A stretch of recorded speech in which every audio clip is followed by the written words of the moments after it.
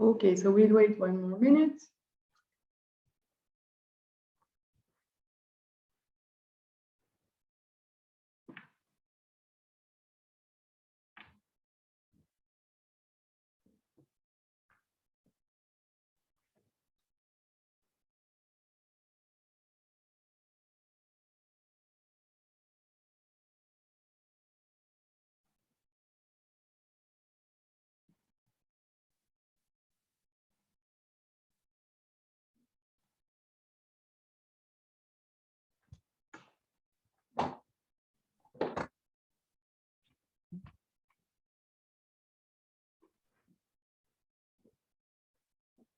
Okay.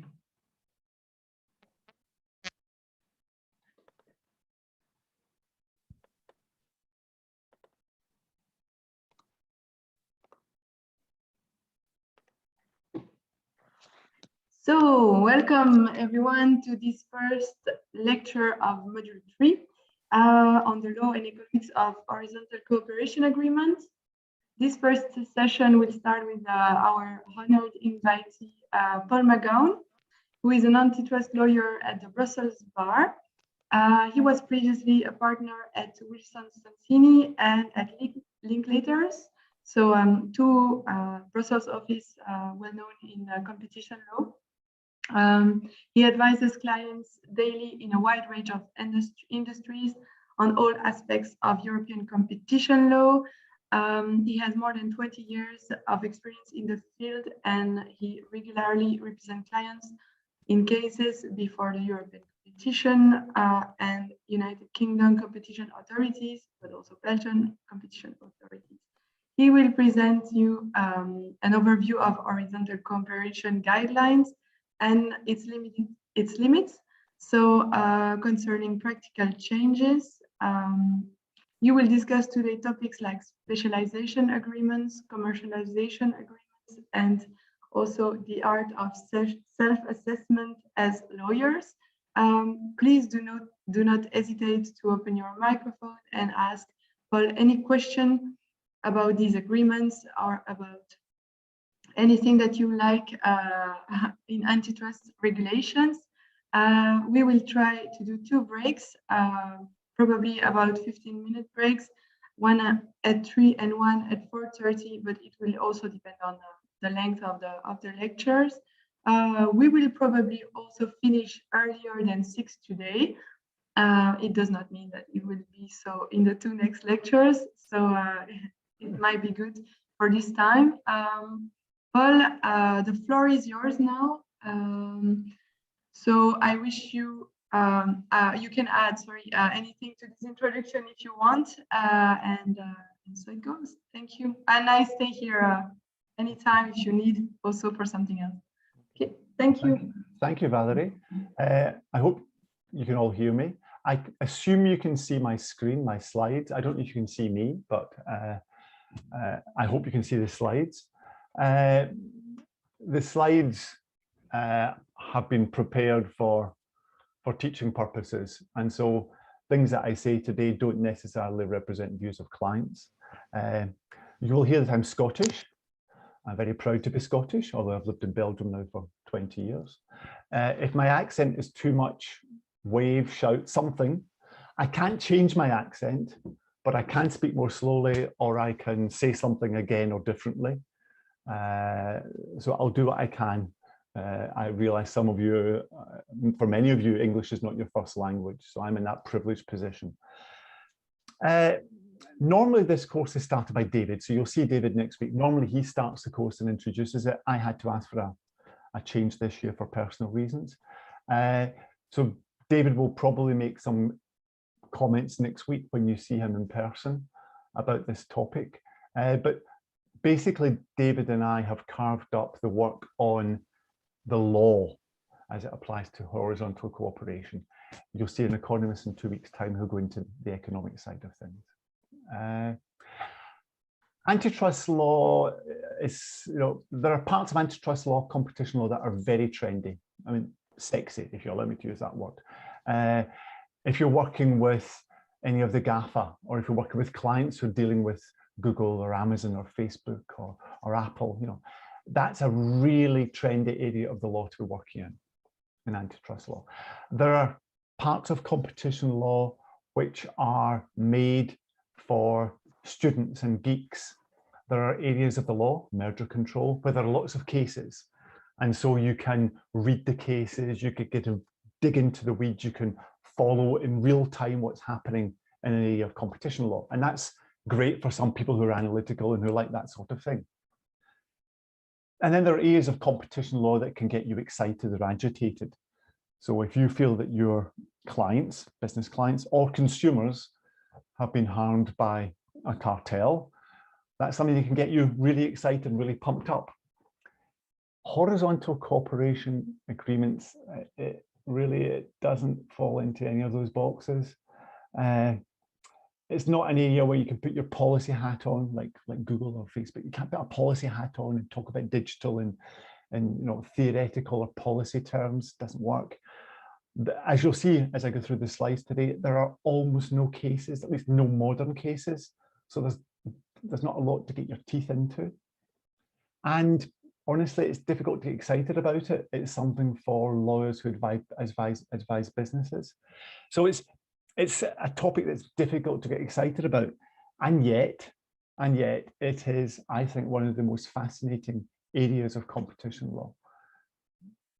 I'm Scottish. The quote that I like to use at the beginning of this sort of class is from a Scotsman, Adam Smith, a very famous economist, who said that people in the same industry rarely get together, even for a beer, but eventually at some stage, and maybe after a few beers or a few glasses of wine, the conversation, quotes, as he says here, ends in a conspiracy against the public or some contrivance to raise prices. People in the same industry can't help themselves. When they get together, when they talk, it's the consumer, the ultimate consumer, that suffers. And there is clearly some truth in that. At the same time, if you look around you, businesses and even competitors cooperate with each other all the time.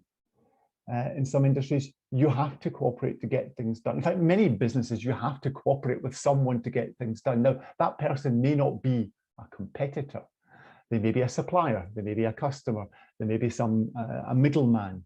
It could be someone who is a supplier and a competitor and even a customer, because you buy some things from them, there are markets you compete head to head, and there are some things you sell to them. So there are all sorts of constructions in industry, but it's clear that businesses need to cooperate for things to happen. The Commission recognises, the European Commission and other antitrust authorities recognise this. So the horizontal cooperation guidelines, which I'll give you references for in a moment. So the horizontal cooperation guidelines published by the Commission, the current version, says that paragraph 2, so upfront, nothing to be scared of here, horizontal cooperation can lead to substantial economic benefits. Nothing marginal, substantial. This could be a good thing. In particular, if the cooperation between businesses involves businesses combining complementary activities. I'm particularly good at one thing and you're particularly good at something else. By combining our resources or our know-how, our skills, we can produce something better, faster, stronger, longer. We have complementary activities, skills, or assets. That's when horizontal cooperation can clearly have positive effects.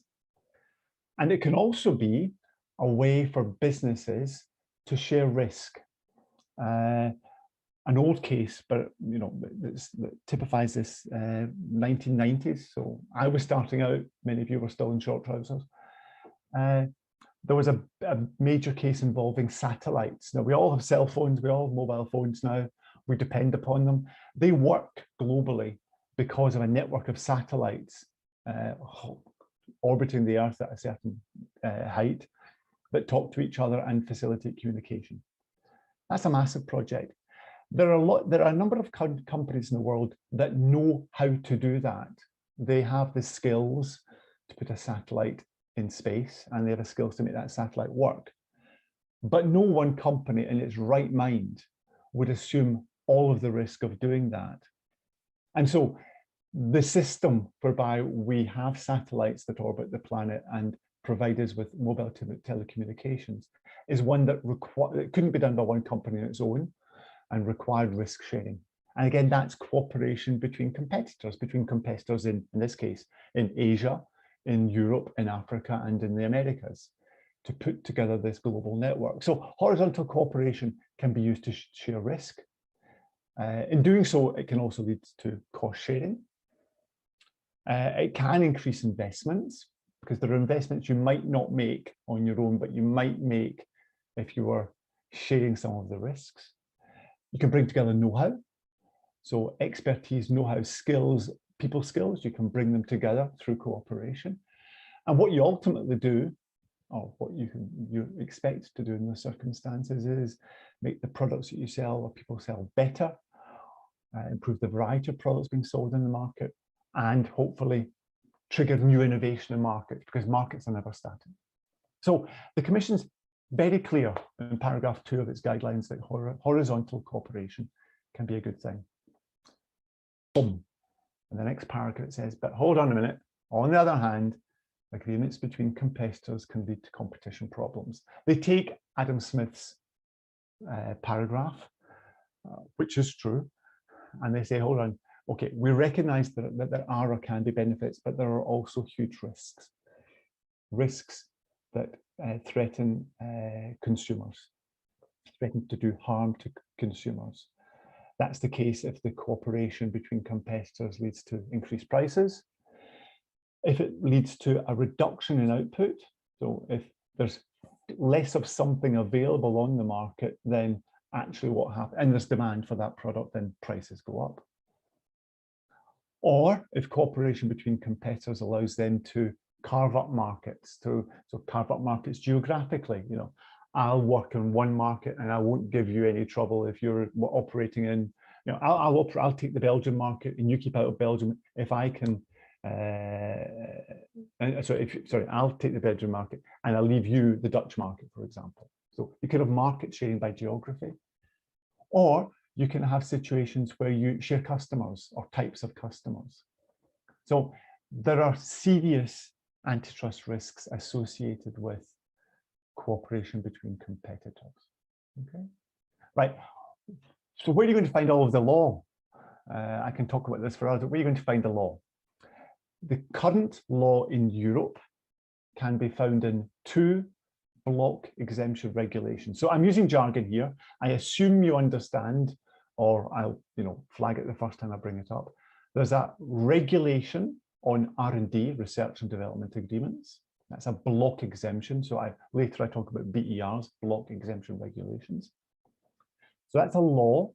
It's a regulation. That means it applies as a matter of law to everyone. So it applies to and binds member states, and it applies to corporations and individuals. It's automatically applicable.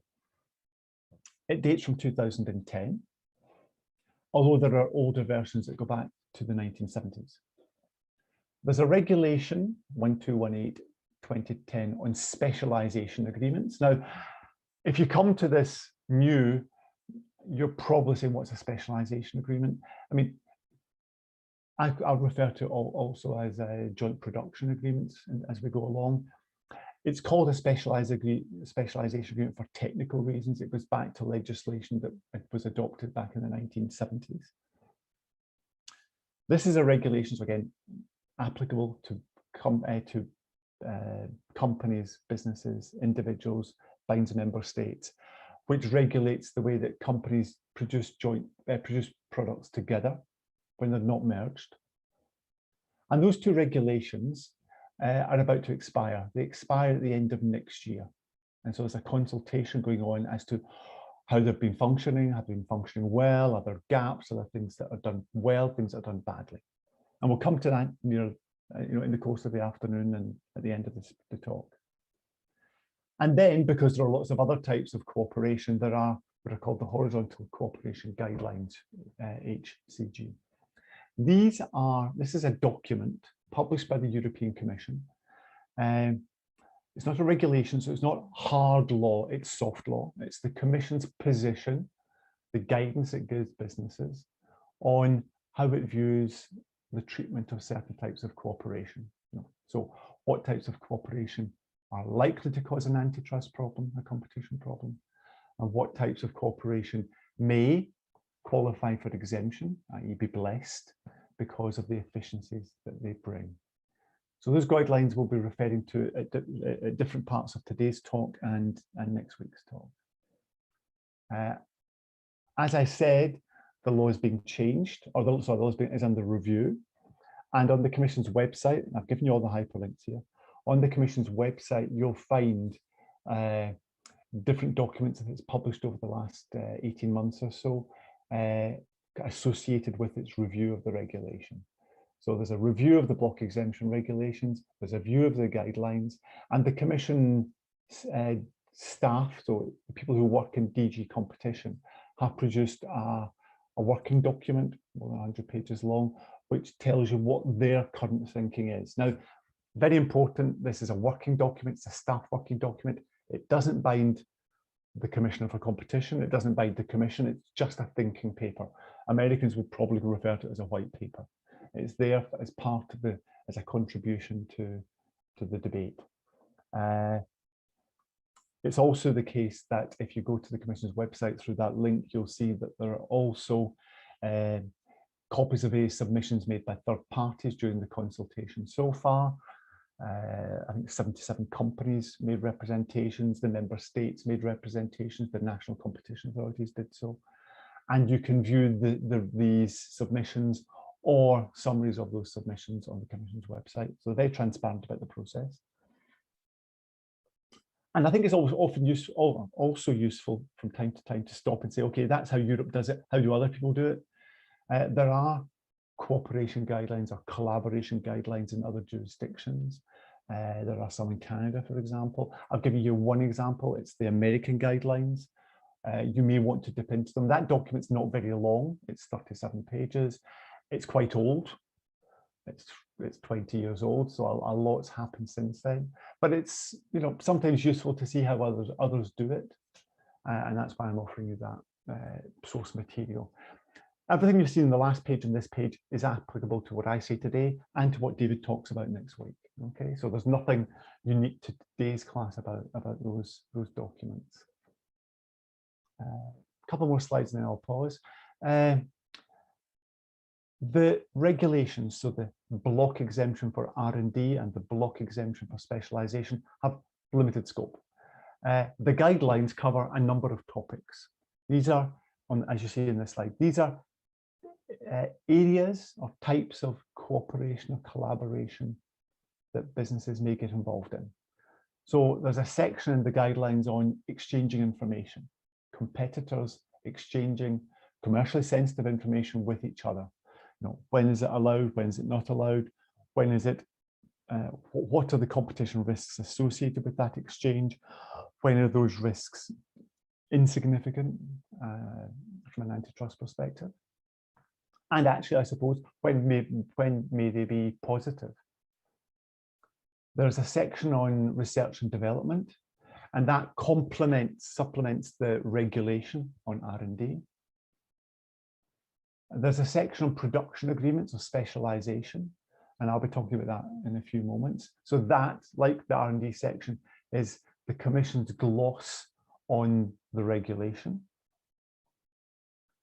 There are three other sections. There's a section on purchasing agreements. David will deal with this next week, but joint purchasing is when two or more competitors get together to pool the resources when they're buying raw materials typically. This is very topical. It's an area of some concern and interest in a number of member states. I don't know where you're all located, but for example, in the last couple of years, there's been significant interest in the retail sector, in agriculture, in supermarkets, in the joint purchasing of agricultural products by supermarket chains or supermarket brands. So the company may not be the chain of supermarkets may not all be one company, but it may be a franchise. But they organise pools whereby they pool the resources when they're buying raw materials, whether it's fruit, vegetables, or whatever. So purchasing agreements can be a source of competition concern. David will deal with that. And then the other side of the coin, there are arrangements where independent companies sell their assets together. I'll deal with that later today. There aren't many cases on it, but there are some that you might automatically ring bells with you in respect of the rights to sporting events. The most high-profile cases involve soccer, football, because it's the biggest money probably in the industry. But whether it's the Bundesliga in Germany or the English Premiership, leagues of soccer clubs, which are independent companies, get together and through an association sell the rights to show their matches on pay TV or on Amazon Prime or whatever. Together, they sell their rights together because the right to enter the stadium to take the pictures is something that initially belongs to the club. So rather than a football club selling the right to a television company, for example, to come along, take all of its home games and broadcast them on television, what clubs often do is get together, create an association or a pool, and to sell those rights to the market. And that's why you get media battles, television rights and internet rights battles to spend lots of money to buy the best football that you can show on a Saturday or a Sunday or a Monday evening. Tennis events, the major tennis tournaments, the Grand Slam events, or the LTA Association or ATP events. Also true of golf. So a major source of interest over the years has been in joint selling in that area. And then finally, the current guidelines also contain a section on standardization agreements. Now, this is personally, it's not an area I specialize in or have significant practical experience of, but it's an area of the law where companies get together to agree what the standards for certain products should be. Now, the most obvious areas nowadays would be in the realm of telecommunications.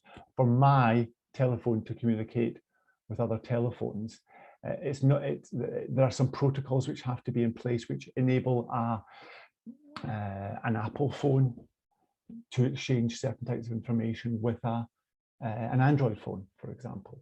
There are various protocols that allow different telecommunication services to speak to each other and communicate with each other. And so there are standards which are used in industries that require the support of a number of companies in that industry. Now, clearly what you don't want in those cases is that the big boys lay down the rules and do so at the expense of innovators, disruptors, companies new to that industry who want to become involved. And so there are rules governing how standardization agreements and standards are put together, operated and policed. And there's guidance in the guidelines on the regulation of standardization agreements at the moment. A couple more slides. Okay, it's all very complicated. There's a lot happening there. Are there any safe harbors? Are there any cases where the Commission is comfortable saying, okay, guys, I get it. You're talking to your competitor, but it's not a big problem. You don't have to spend a fortune with lawyers, economists, and the like, or you don't have to fear intervention. Because I'm pretty comfortable that on balance, what you're doing is not harmful to consumers. Right, so other circumstances. What the Commission has done regularly over the years is said publicly, well, if the market share of the parties to that agreement is limited, then there will be an assumption that the agreement doesn't raise significant problems and doesn't need to be vetted or approved and is unlikely to attract fines, because that's one of the concerns here. So if your agreement doesn't have some blacklisted clauses in it, and I'll say what a blacklisted clause is in a moment, there are some safe harbors that the Commission offers to businesses. So if two businesses or a multitude of businesses get together, but their combined market share is less than 10%, then the Commission says that's unlikely to have a significant harmful impact upon consumers. There are other people with more significant market shares that are contesting the markets and are disciplining the parties to this agreement. And so I don't need to be worried about that. Jan, I'll come to you in just a moment. So you've got this 10% market share threshold for actual competitors. If the parties are potential competitors, the Commission says if it's 50%, again, we shouldn't be unduly concerned. For joint purchasing, which David will deal with, and joint selling, which I'll deal with, there's a 15% safe harbour. If you're involved in specialisation and your combined market share is 20% or less, again, we assume that's not a problem. And that makes sense to me because in another area of competition law, merger control, that's where two companies are actually merging, if the combined share is less than 20%, you don't have to, as the parties, report that to the Commission in any detail. And if you're involved in joint research and development, there's a market share threshold of 25%. So you have this raft of safe harbours the Commission offer you. They're very valuable in many cases, and that's the reason why, although there's a lot of cooperation between competitors in the market, there are not a high number of cases. Okay, right. I'll take a pause there because I can see that Jan would like to ask a question. Yeah, thank you. Hi all. I love the accent, by the way. I believe it's Scottish. I have a question. How do the block exemption regulations, how important are they for the national authorities? Valid question. So block exemption regulations bind national competition authorities. Yeah.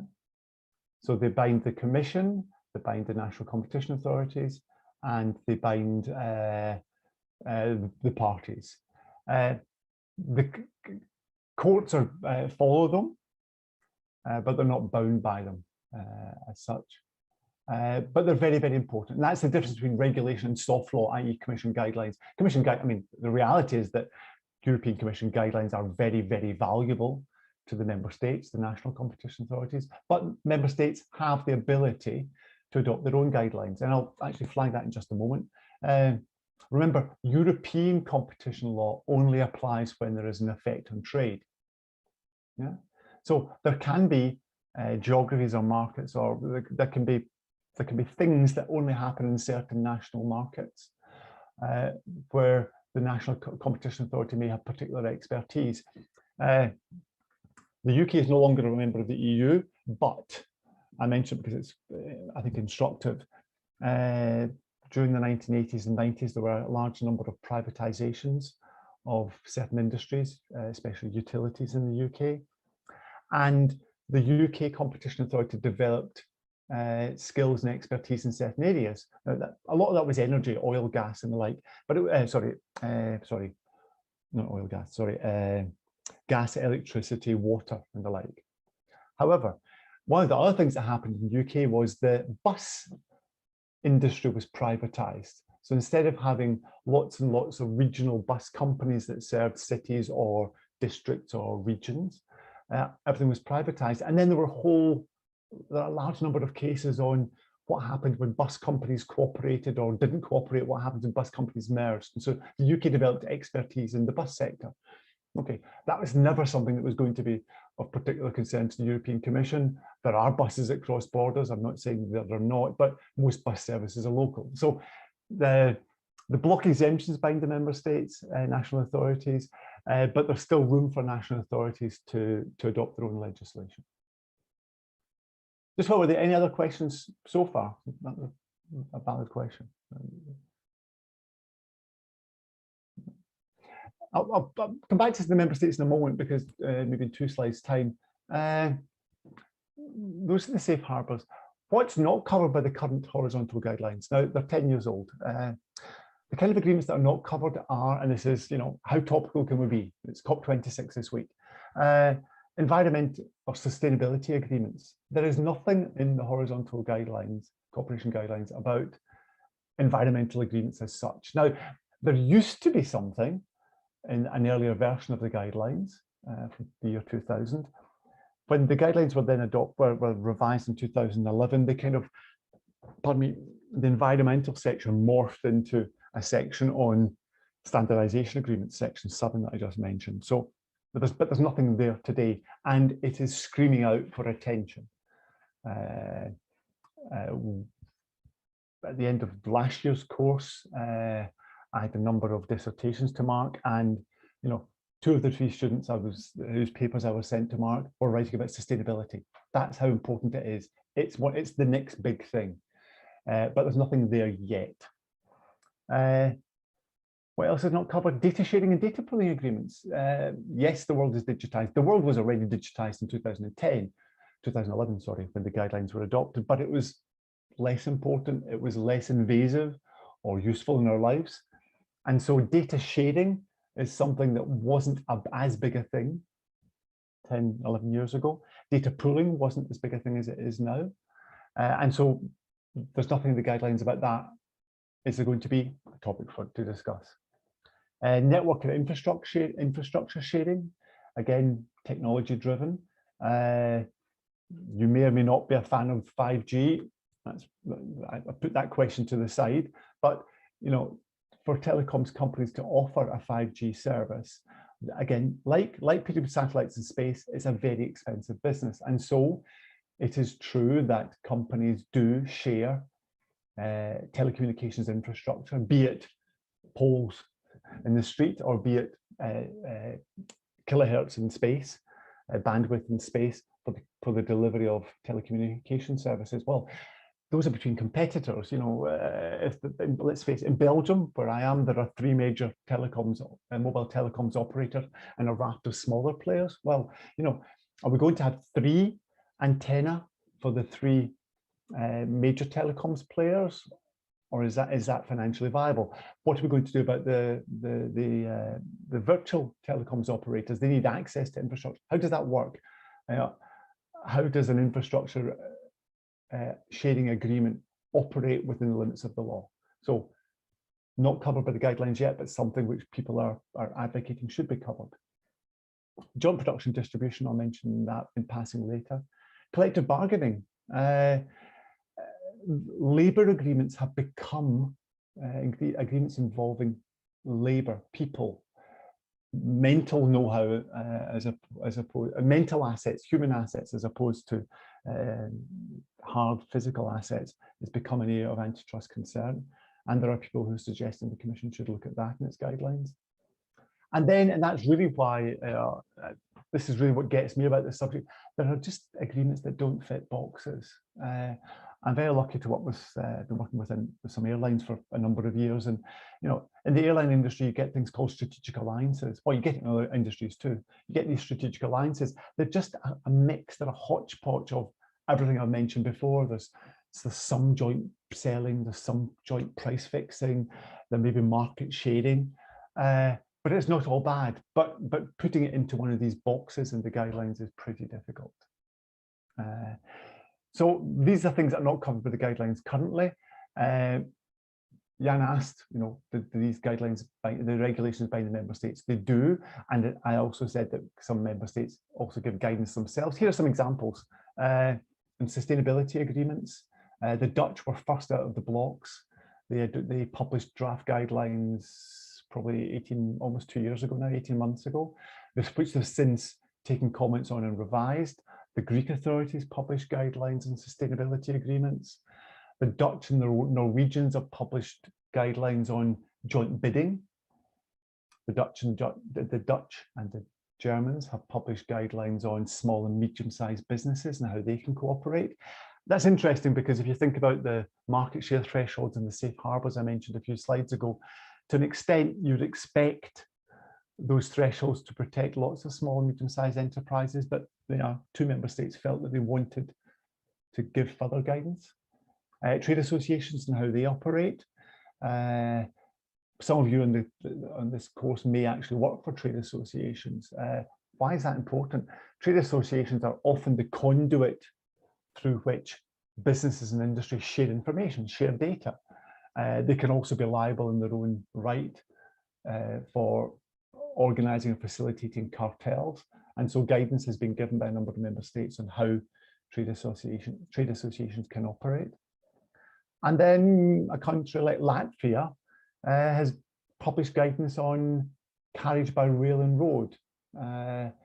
So how competitors can cooperate in the distribution of products, goods rather than services, within the country. So by sharing capacity on rail, or by sharing haulage capacity on the roads.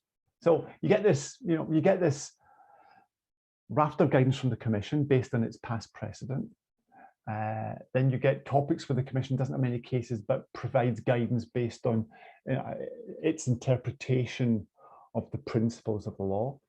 And then you get member states adding their kind of a layer of further guidance for particular areas that they've come across in their practice over the years. Okay. Skip down, I'll come back down a minute. This is where, and this is why even if this is not trendy or sexy, and even if there are not lots of cases, and even if this is not something that gets you hot under the collar because, I can't say, consumers are being harmed, I find this area of law fascinating because although some agreements can be pigeonholed and put in these boxes, and the Commission gives guidance on that, it asks, if you look at this, if you look at a strategic agreement, you say, well, what's the center of gravity of the agreement? What's it at its core, what's it about? And read those guidelines first. The reality is that many, many commercial agreements can't be put in any of these boxes. So they can't be put in the boxes that are in the guidelines, and some of them can't be put in the boxes that are not yet in the guidelines. That's what's fascinating. I do not criticize the Commission or member states for the absence. This is more about the intellectual and creative juices of people who work in business, who come up with more and more complicated and twisted and creative ways of doing business that mean that the black letter of the law doesn't apply. So hats off to them, and no criticism meant of member states or legislators. The problem is that in-house counsel, lawyers who work in companies and who deal with the run-of-the-mill advice to companies, this is all they've got. They've only got these guidelines. And if a significant proportion of their work is not covered by the guidelines, what do they do? And so what I do, is I encourage them to use OPQRST to help them to complement the work on to complement the materials that are in the legislative texts. Use OPQRST to help them form a view, help them reach a judgment, help them guide their businesses. And I'll tell you later, if you haven't worked out yet, well, I don't know if anyone worked out what it is yet, what OPQRST is. It's not my idea, so I don't claim credit for it. I read a paper by an economist about 10, 15 years ago who talked about PQRS. I've added the T and I've added the O as I've gone along. But I hope that it's a useful guide for lawyers advising businesses. Okay.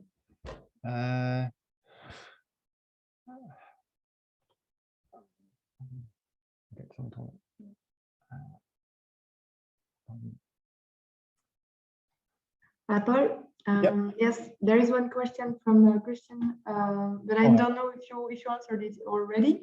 It is, would you consider the minimum notice as a safe harbor due to changing market shares?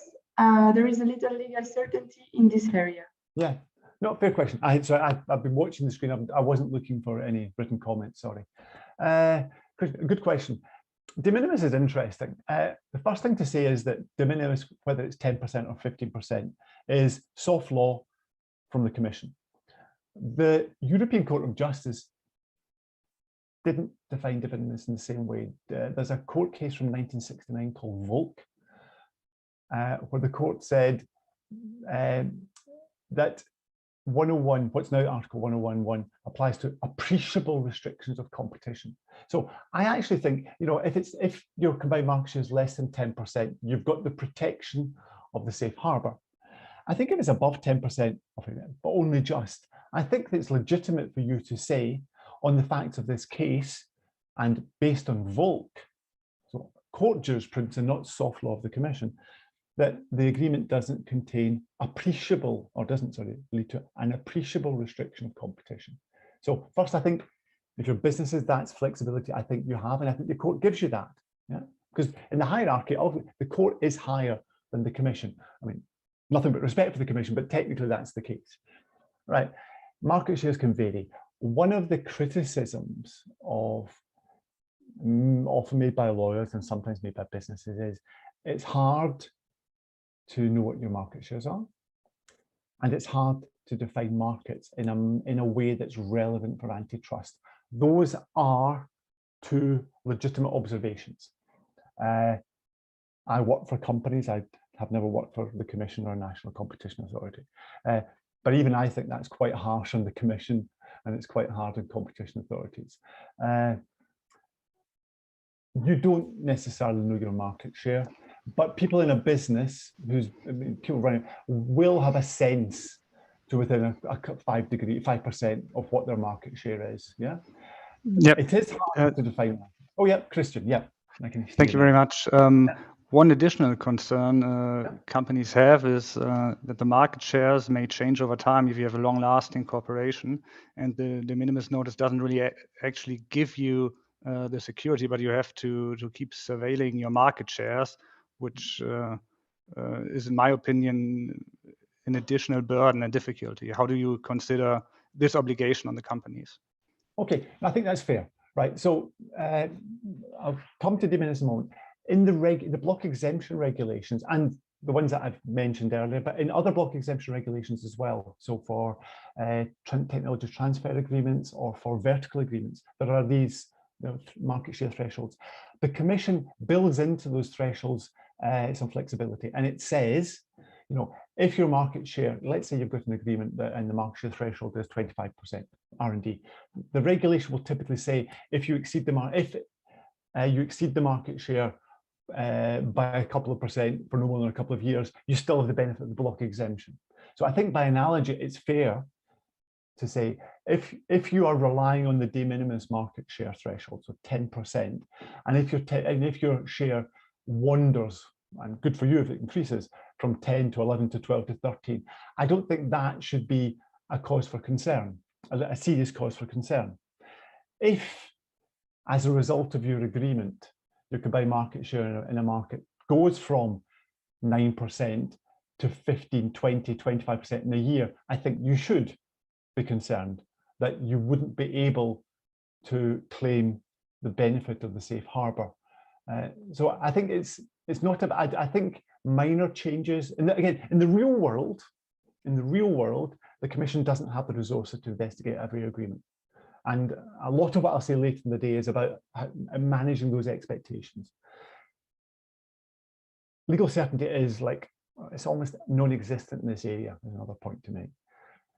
But if you're wandering from 9, 10% to 12% over a couple of years, I don't think you should take that as a serious, shouldn't be a serious cause for concern.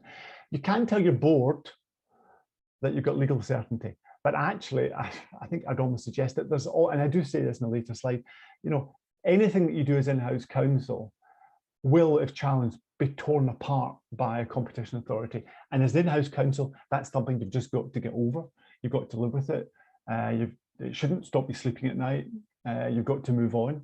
But I think you've got to be disciplined and monitor whether the threshold is just breached or whether there's a significant breach. Shall I pause there, because the slide on the screen tells you what I'm proposing to do next, but I do see, I wasn't paying attention, but I do see there are a number of messages in the chat. Is there anyone who's in the chat who wants to say something? Hold on. Oh, it's Christian. Is there anyone else that'd like to make a comment at this stage?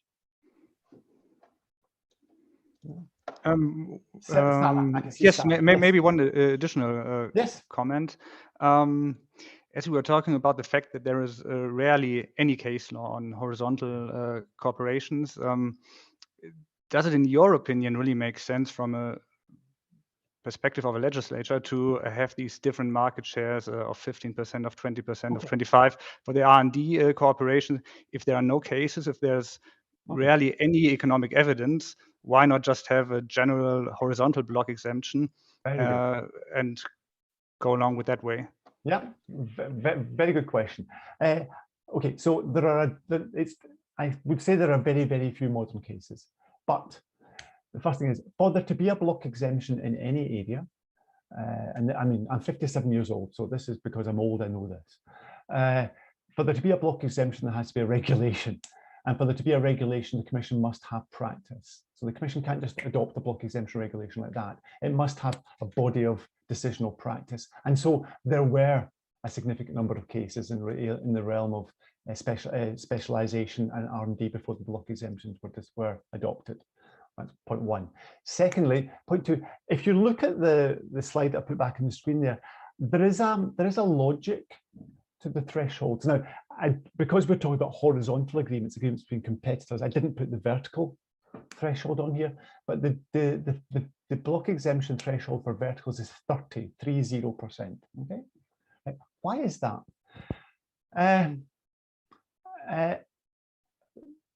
When two companies in different businesses involved in a vertical relationship, they're not competing. The chances are that one of them is good at making something. This is a stylized example, but bear with me. The chances are that someone's good at making something. I don't know, my mouse. And the chance are the other company is very good at delivering something. It's a road haulage company.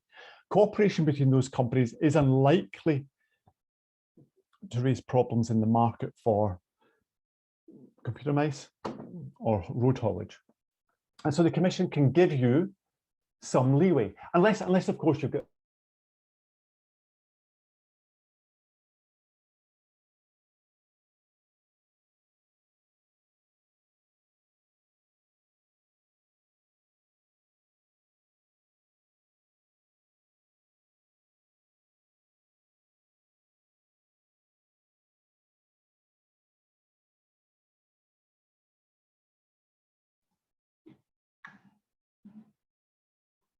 Okay, so I think we have lost Paul. Am I the only one missing him? No, you have missed him too. Okay. No, I can't see him as well. Okay.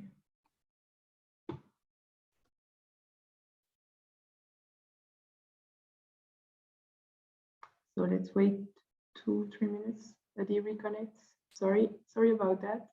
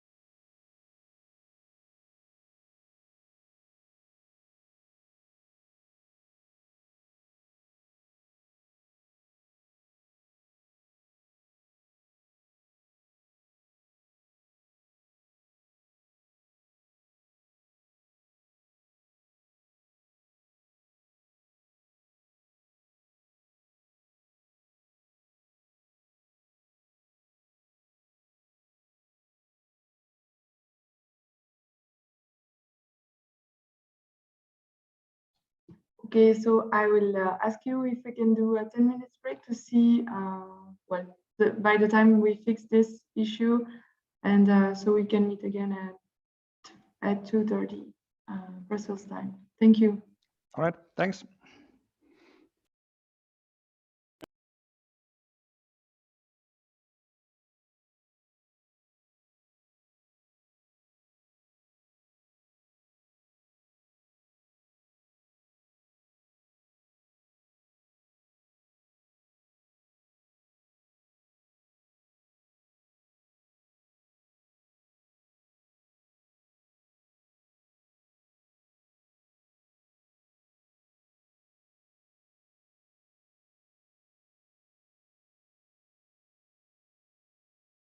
Okay, thank you. Okay. Okay, sorry everyone, bad connection at my end apparently, and I'm using my phone as a hotspot, so if this fails again, I'll log off and try again. Okay, but thanks for your patience.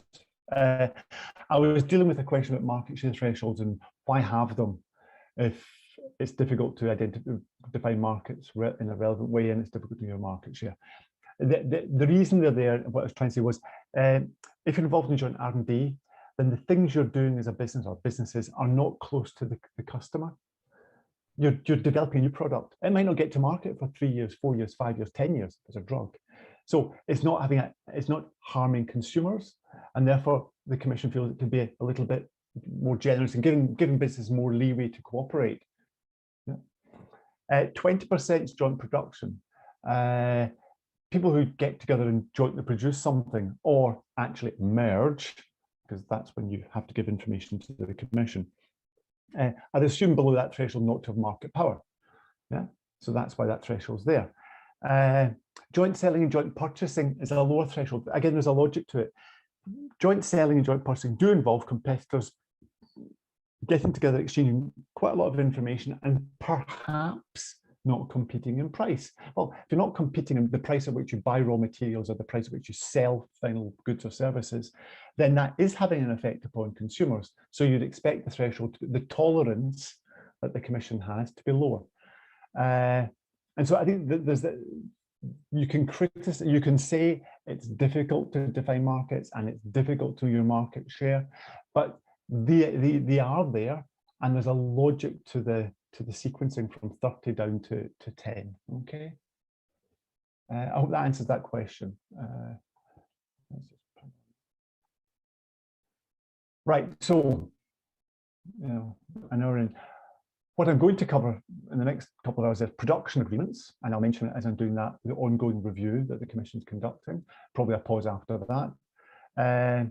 Commercialisation agreements or joint selling, again with some comments on the ongoing review. And then I'll spend, because, and I've got to follow my own logic here, because I say there are so many agreements that don't qualify for block exemption protection or don't come within safe harbours or whatever, I think it's very important to understand, for businesses to understand how to self-assess an agreement, OPQRST. And then at the end, I'll make some comments about the Green Deal and coronavirus because they're topical. One thing I should probably say just before we get to specialisation is to say just where I'm coming, but from what angle I'm coming at. I've been practicing competition law for 30 years. I've never worked in a competition authority. I've nothing but respect for what they do, but I've not worked there, so I don't see things with the eyes of a regulator, just the way it is. I have worked in a company. I worked for about 3 to 4 years, more than 3 years, in an engineering company, literally 2 doors down from the General Counsel, giving competition advice. So I see what businesses experience.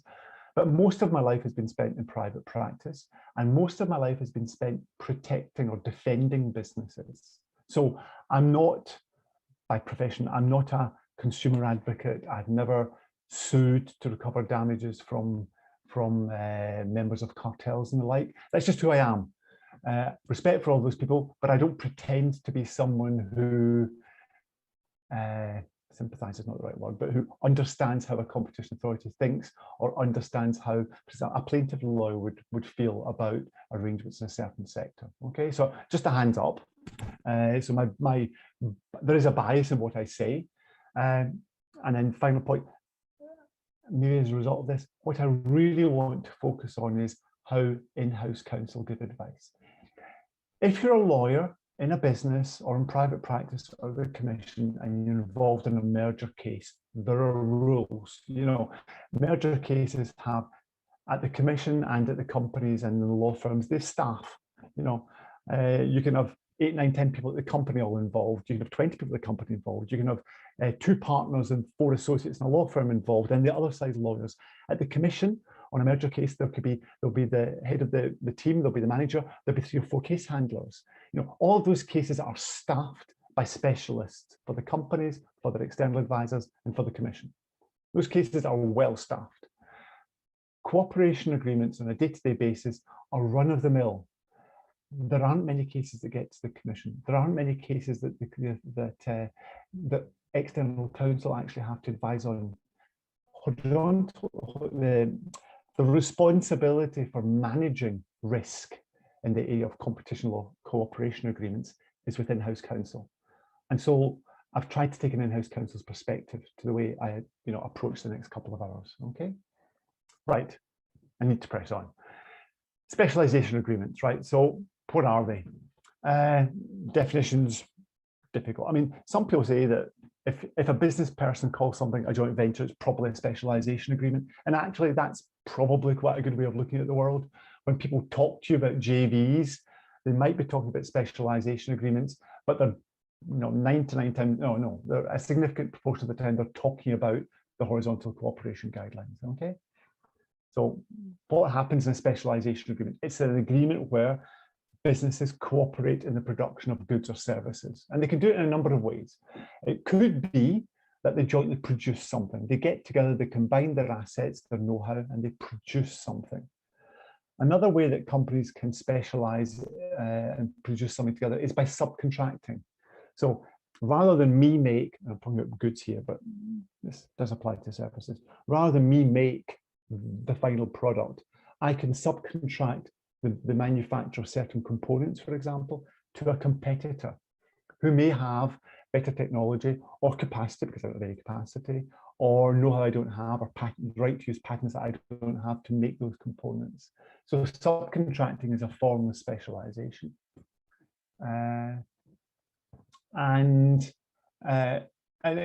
These arrangements can be one-way or bilateral. So there's a sort of myriad of types of arrangement or sins that can be covered by the term specialization agreement or joint production. There are cases when joint production is a concentration. In other words, the arrangement between two companies is such that what they're actually doing is merging their businesses, at least in that area.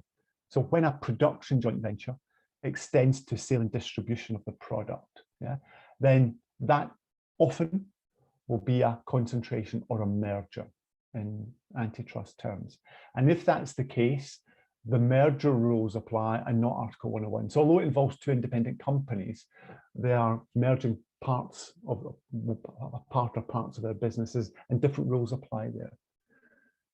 Again, I assume you know this. If you don't, wave, put your hand up. But where a joint venture is full function, when it has the assets and the resources it needs to perform an activity, when a joint venture is on the market in its own name, selling its own products, determining its own prices, that's a merger. And that's no longer subject to Regulation 1, which is the regulation that permits the Commission to apply Article 101. Okay.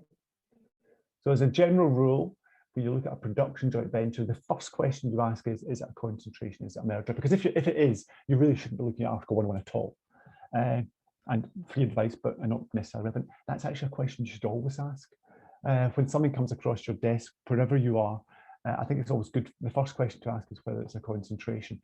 Normally it's blindingly obvious when it is, and blindingly obvious when it's subject to 101, but there are borderline cases. They can involve franchisees, they can do different arrangements. So ask yourself that question first. The last thing you want to do is to spend time, effort, energy investigating or examining something under Article 101 when you discover it's a concentration and may require notification anyway. Okay. And then a technical point for the geeks, and I'll come to the chat in a moment. Technical point for the geeks. Production joint ventures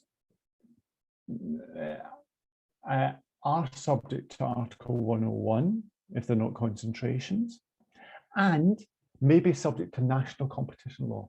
There are special rules, domestic rules that apply in Austria, Germany, and Poland that mean that some arrangements that wouldn't be treated as concentrations for European law purposes are treated as mergers or concentrations in local law. Okay, so just bear that in mind.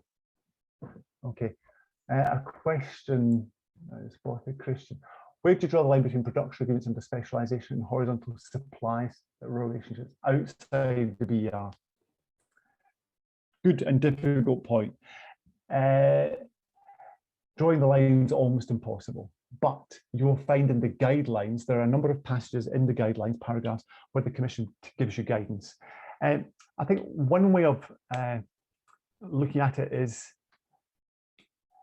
the rules on horizontal agreements are prima facie stricter than the rules on vertical agreements. And so when in doubt, err on the side of caution and assume that the agreement will be treated as a horizontal relationship. Does that answer the question? Production agreements under the horizontal supply. The difference between a production agreement and a horizontal supply relationship is that the latter suggests and infers that the product that's being supplied will then be further processed by the other party. So that doesn't sound to me necessarily as if it doesn't strike me as necessarily being joint production. Now, it may be because of other terms in the agreement, but I think you can see a dividing line between the two. Horizontal supply is supply between competitors. If the recipient then does something to that product, processes it or builds it into something else, then that's the end of the joint. That's not joint production. I think probably the way to look at that. Okay, thank you. Okay, yeah.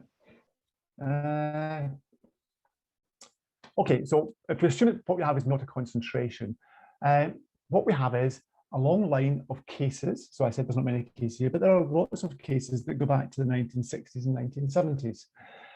And in those days, the European Commission was very permissive to an extent that just wouldn't wash today. I've listed the case here just because I think to modernize some of these cases would appear shocking almost. So these cases tend to be the period 69 through to 73, 74. First case, Jazz and Peter, a German and a French clock, a German clock manufacturer and a French clock manufacturer, how quaint, agreed that they would concentrate their production lines. Peter, which was the German company, would make large mechanical alarm clocks, if anyone knows what those are today. And Jazz would specialize in manufacturing electric clocks and alarm clocks. And they supply each other product and commit to giving each other the product they made. The Commission approved that.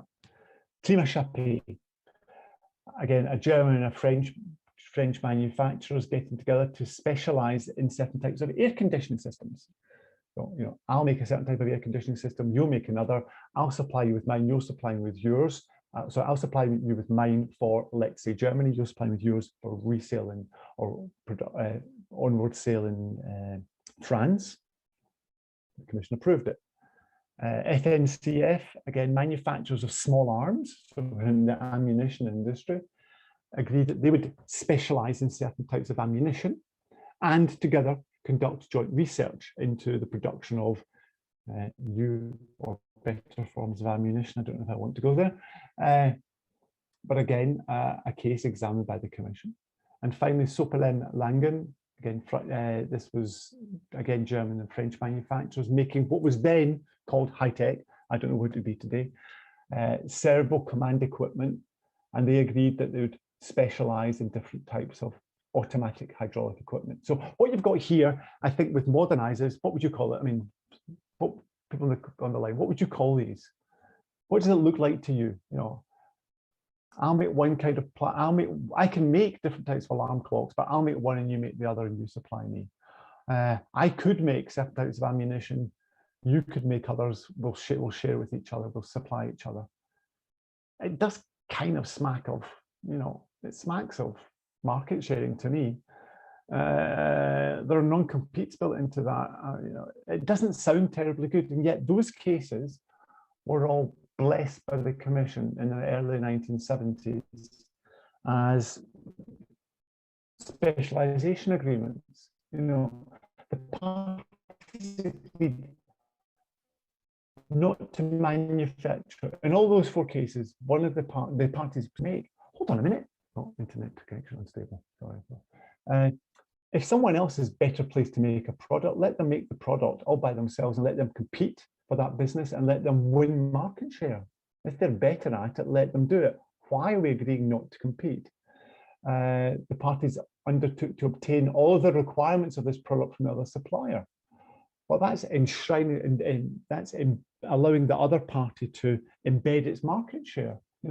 Stripped of the competitive constraint imposed by the other, and with the benefit of additional sales. Actually, it might also allow them to raise their prices because there's no competitive constraint being applied by the other. And then in all of these cases, the specialized products were being supplied for resale in a defined territory. Doesn't that sound like market sharing, geographic market sharing? So, although there is, and I think this is important, there is no provision of competition law, the provision of law which says that you should compete. Nonetheless, highly problematic from a consumer perspective.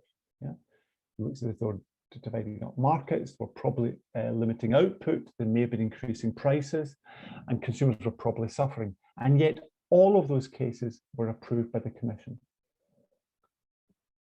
And they were all used as examples of cases of specialisation, which then informed the drafting of the very first specialisation block exemption.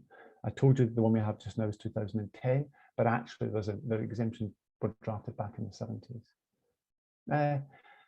And that wasn't the end of it. There were more cases in the early 70s, mid 70s, where this permissive approach was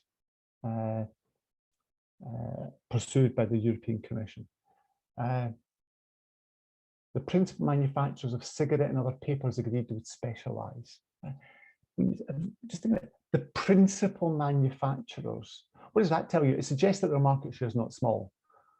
So de minimis, whoa, we're above de minimis, which is presumably here. Principal manufacturers, the combined market share is quite high. There sounds as if there should be a problem here. MAN Saviem, commercial vehicles. MAN's a major German commercial vehicle maker, even today, with one of its competitors agreeing that they would make certain types of heavy goods vehicles, maybe an agricultural machine, I can't recall, but keep out of each other's markets. Why? I mean, why was this allowed?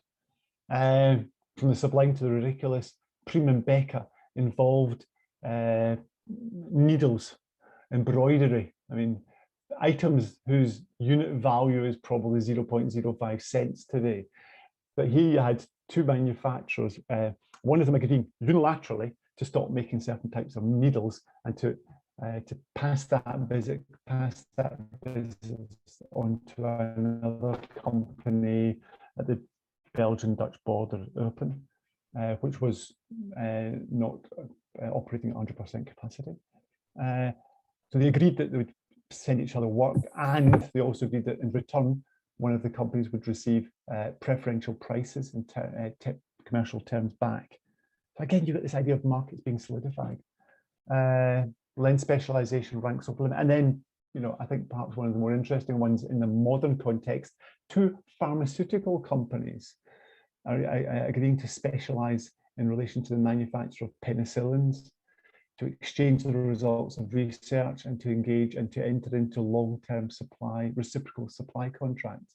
The idea that in 2021, Big Pharma, two companies in Big Pharma should be allowed to specialize in any form of drugs like that, exchange their research results and enter into long-term supply obligations with each other is just anathema, I imagine. And yet the decisional practice of the Commission takes you down that route. I don't think any of these cases could happen today. You could argue that maybe what was happening in the early 70s was that governments, I remember in the early 1970s, there were only 6 member states. One of them was Luxembourg, so it's a small member state. It may just be that what was happening then was some industrial and engineering by member states rather than effective or aggressive enforcement by the Commission. But it strikes me as somewhat shocking that such agreement should have been approved. Another reason we might have seen so many cases then is that technically until 2003, parties could notify agreements to the European Commission, commercial agreements, not mergers, could notify them. And if you notified your agreement to the Commission, from the day of notification, you were protected from fines. So it may be that what was happening then was companies were saying, I'm entering into agreement, it's probably dodgy, but if I notify it to the commission, well, like from the day they're notified it, they can't fine me. So that reduces the risk significantly. And secondly, for something bad to happen, it needs the commission to take in, to actually conduct an investigation and decide that what we're doing is illegal. So it may just have been risk taking. It may have been, you know, government generated, regulated or generated cartels, but there's something very, very strange about those cases. And yet, as I said, those are the cases that were used by the commission to draft its specialization block exemption. Kind of going back to Christian's point about, you know, drawing border, where you draw the lines. I think graphically, these are the kind of arrangements that are covered by the block exemption. And remember, block exemption protection, if you get it, is good because it's legal. It gives you legal certainty if you have the benefit of a block exemption. So 3 types of arrangement. Top left, unilateral specialization. That's where one company, X, agrees that it will stop producing a certain product, either in whole or in part, and it will buy that product from Y. So in industry, those sorts of agreements can benefit from the block exemption. And in real life, businesses should always be aware of that, because that's, you know, that's legal protection that you get if your agreements fits that, comes in within that category. On the right-hand side, you have reciprocal specialization. That's where 2 companies, P and Q, agree that they'll cease production fully or partly of certain but different products and then buy them from each other. So P will specialize in one product and make output available to Q. Q will specialize in another product and make some of its output available to P. Again, that's covered by the block exemption if the other conditions are met. And then finally, joint production is where A and B get together and agree to produce certain products together. What's interesting there is that you can still benefit from the block exemption if one of the companies wasn't making those products beforehand. So you don't have to pull 2 production lines. If we're talking about, you know, bricks and mortar businesses, you don't have to say, I've got a production line in X, you've got a production line in X, we'll bring them together to jointly produce. It's enough that you agree to produce them together. Okay. Right. What are the problems that might, so those are that, if you're, sorry, in any of those boxes, you can qualify for the protection of the block exemption. Right. So what are the problems and what are the upsides? The problems, okay. The Commission's guidelines tell you what the problems are. You'll also find them in all cases. You'll find them in recitals to block exemption. 3 I've highlighted here. Now I'll take them slowly because it's important, because the themes that you're going to hear here will come up in other contexts as well. Production agreements may lead the parties to align output, so to align the amount of the volume of something that they make. It may lead them to align quality. So, you know, if you agree that products will be a certain quality, then what you're doing is you're saying there will not be another quality. And different qualities of product are things that consumers may attach value to. You know, you may want to buy a top of the end range product. You may want to buy a cheap end product, because a disposable product, whatever the environmental concerns may be. So, and production agreements can also lead to the price at which products are being sold being harmonized. So there are definite, you know, antitrust concerns associated with such agreements, right? Production agreements can lead to higher prices, okay, reduced output, but they'll only do that if the market, and if the parties have market power and the market's conducive to coordination. You know, that may be a significant problem, because what it means is that the parties share common costs. So again, stand back and think about it for a moment. To make a product, and we'll talk about products here, to make a product you need inputs. If the inputs you, as a manufacturer, if the inputs you buy are the same quality, and cost about the same thing. And if your manufacturing processes cost about the same thing, the end products are going to be more or less priced at the same level. You'll decide it depending on what margin you want to make when you sell your finished product. But when you have a lot of common costs, there is a certain inevitability about proximity of the sale price. So that can be a concern, and it will be a concern if the parties have high market shares. And this now goes to the vertical aspect of production agreements. Joint production can also lead to foreclosure from the market. So foreclosure is squeezing someone else out of the market in a different market. So if the parties together have market power upstream in an input product, for example, then by combining their forces, what they can do is raise the prices of some of their customers downstream. Now that may have if that customer is actually an end user like you and me, that will have a direct effect on price. But if it's another industrial business, then making those components more expensive to them may make their products less competitive in the marketplace, or may force them to not invest money they don't have because they've spent it buying inputs. May force them to not invest money in R&D, or to cut deteriorate the quality of the product they sell because they still need to make a margin. So the joint production can lead to have negative effects in downstream markets as well. And those are the principal concerns that the Commission sets out in its guidelines. But the Commission recognises that there can be pro-competitive effects or efficiencies that flow from joint production. So when does this happen? This will happen when the parties' cooperation leads to efficiency gains, cost savings, cost savings of better production processes. If you produce products at a lower cost because you're using a manufacturer whose own costs or whose own, whose own cost structure is lower, then if you've got a lower priced input, you can on-sell that at a lower price. This area of the law touches principally upon economies of scale. So to give you an example, imagine, again, bricks and mortar business. Imagine a production line that is best used if it functions 24/7. Think of well, any number of production lines, but think of the steel industry.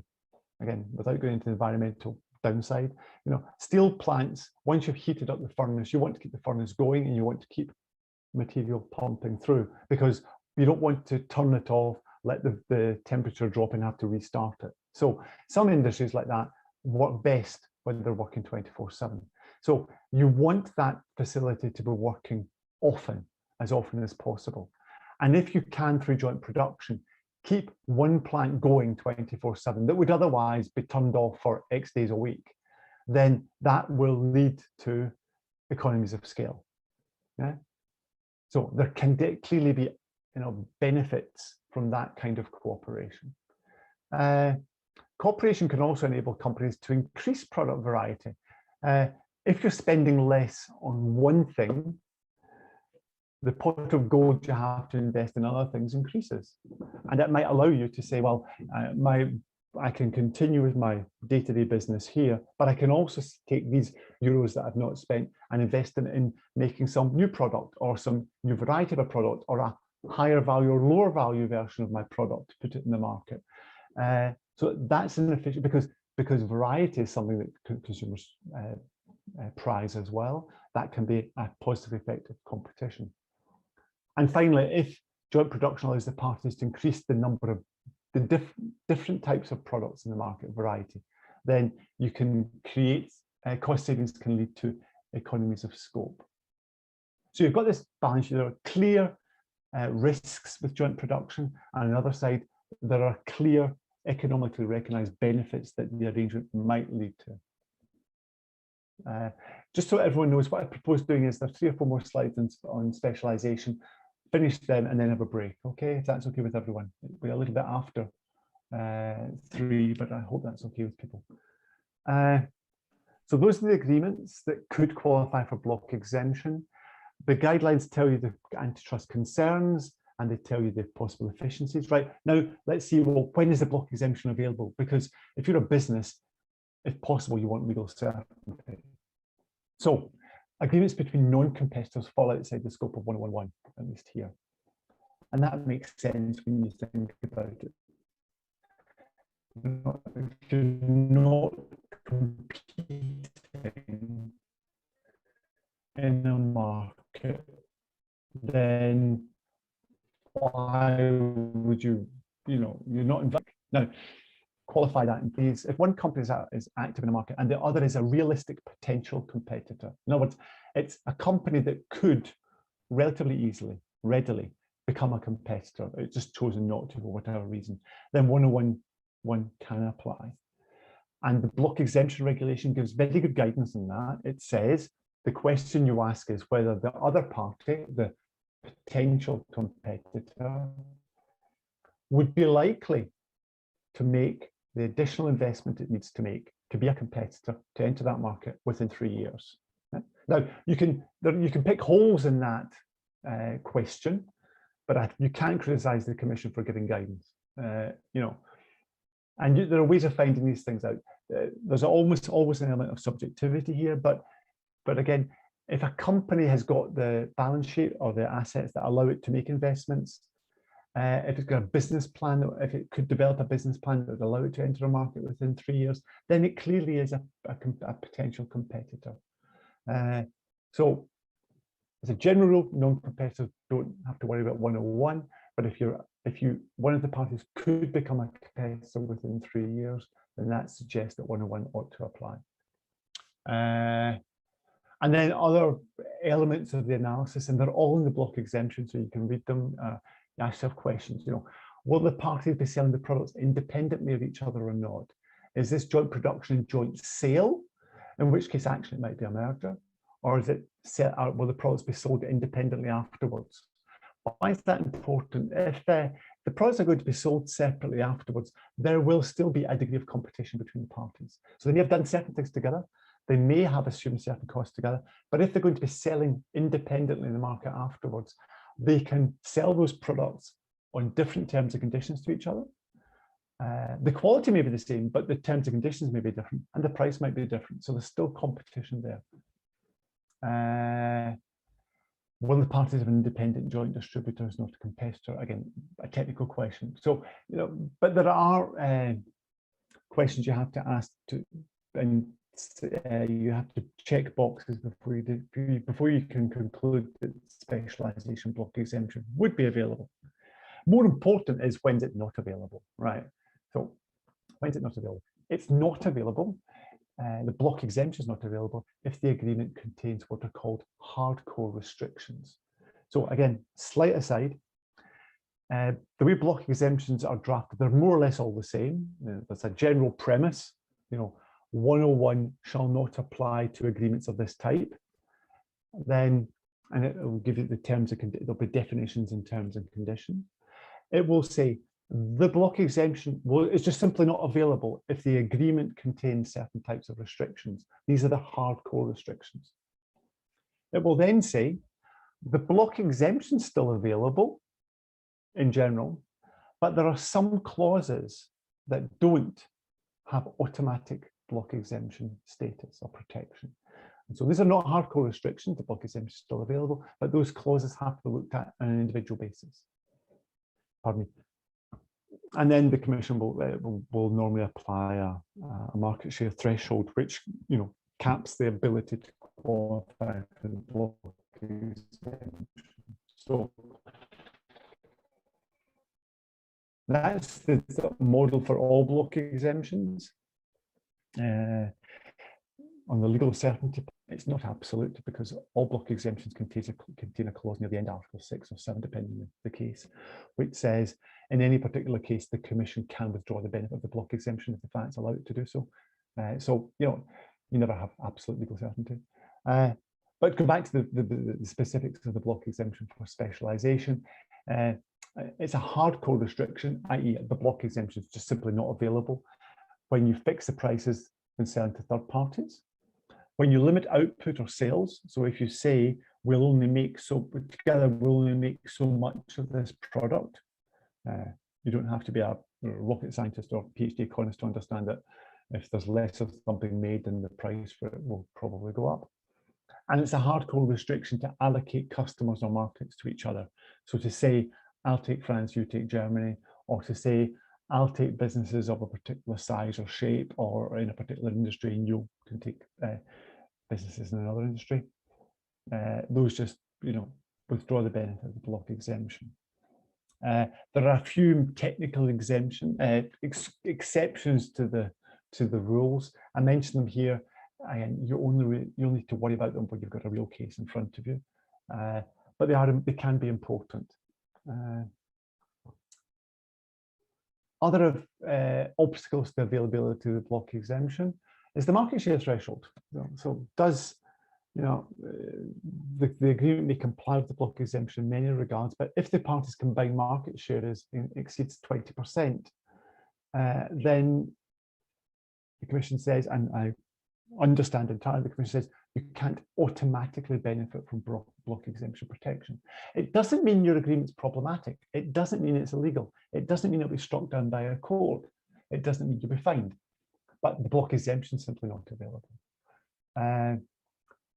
In the specialisation block exemption, the Commission says, black on white, you calculate market share for the last completed calendar year, and you do it by value. Again, I have nothing but sympathy for the Commission. I understand why they wrote that. They were trying to give legal certainty. The world's moved on since these block exemptions were adopted, and I think it's legitimate to say, well, actually, is by value necessarily the way to do it? Especially in the digital space, there are lots and lots of businesses where revenue is not the relevant metric. There are lots of products and services nowadays that are free, for zero. It may be the price you pay is your personal data, but it's not $1 or €1 you're paying. So is value necessarily going to be the relevant measure? And for the last completed calendar year, it's blindingly obvious that seems like the best thing, the most relevant thing to look at. It's a calendar year, so you can compare everyone else's with everyone else. It's completed, it means it's been audited, so it's not the company trying to cook the books. Okay, great. We just had COVID. And what we saw during COVID was that millions of businesses had turnover that went from here to here. Market shares may not be reliable anymore, or at least for a number of years now in certain industries. So I think, with the best will in the world, and responding to the complaints of business that the Commission doesn't give legal certainty, it gives legal certainty, and then you discover that it doesn't always work. But that's the market share threshold. And the third bullet point in this slide, relevant to an earlier question, if the market share threshold, particle by market share, exceeds 20% for up to 2 seasons or years, actually it should be years, not seasons, then you still have the benefit of the block exemption. In other words, what the Commission is saying is, when you entered into this agreement, you did it, because remember, entry into agreement involves a negotiation, that takes management time, costs can be involved, etc. You enter into agreement, if you enter into it expecting it to be covered by a block exemption, that block exemption shouldn't be just pulled away from you within a matter of months. So the Commission in this block exemption and another says there is a tolerance built into the regulation, and if the market share thresholds are exceeded briefly, then you still have the block exemption. Not on a slide, but what happens, and maybe someone wants to chip in, so we hear someone wants to comment on, what happens if block exemption is not available? So what happens if you've got a specialization agreement that, that actually broadly follows the parameters of the block exemption, but let's say the parties' combined share is 28%, or it's already 24%. Does someone want to, chip in and tell me, what do you do then? Don't all be shy. Go on, Jan. Jan's hands up. You could argue for 101 paragraph 3. Yeah, exactly. Yeah, exactly. It's not because what you're actually saying is, in different ways, it's not because your agreement's not covered by a block exemption that it's illegal. Yeah? The block exemption is a privilege. It's a safe harbor. It's something the Commission gives you. Well, the fact that it hasn't given it to you doesn't mean that what you're doing is necessarily bad. And so, indeed, as you say, you could still argue that if your agreement's challenged, it still deserves to be protected by, sorry, not be found to be falling foul of Article 101 and to be exempted. Yeah. Okay, so just again, there's not much case law in this area, but I thought I'd give you reference a recent case. A recent case, 2014, modern case in this area. Here's one. 2006, European Commission adopted new standards. So these are legislative standards for air conditioning systems in cars. And the purpose of the regulation was to reduce harmful emissions and combat global warming. Again, how topical. 2006. The refrigerant that was used or needed to be used to comply with these standards is a refrigerant called R1234YF. And there are or were only 2 companies in the world able to supply that refrigerant. Honeywell and DuPont, one of the 2 major chemical company.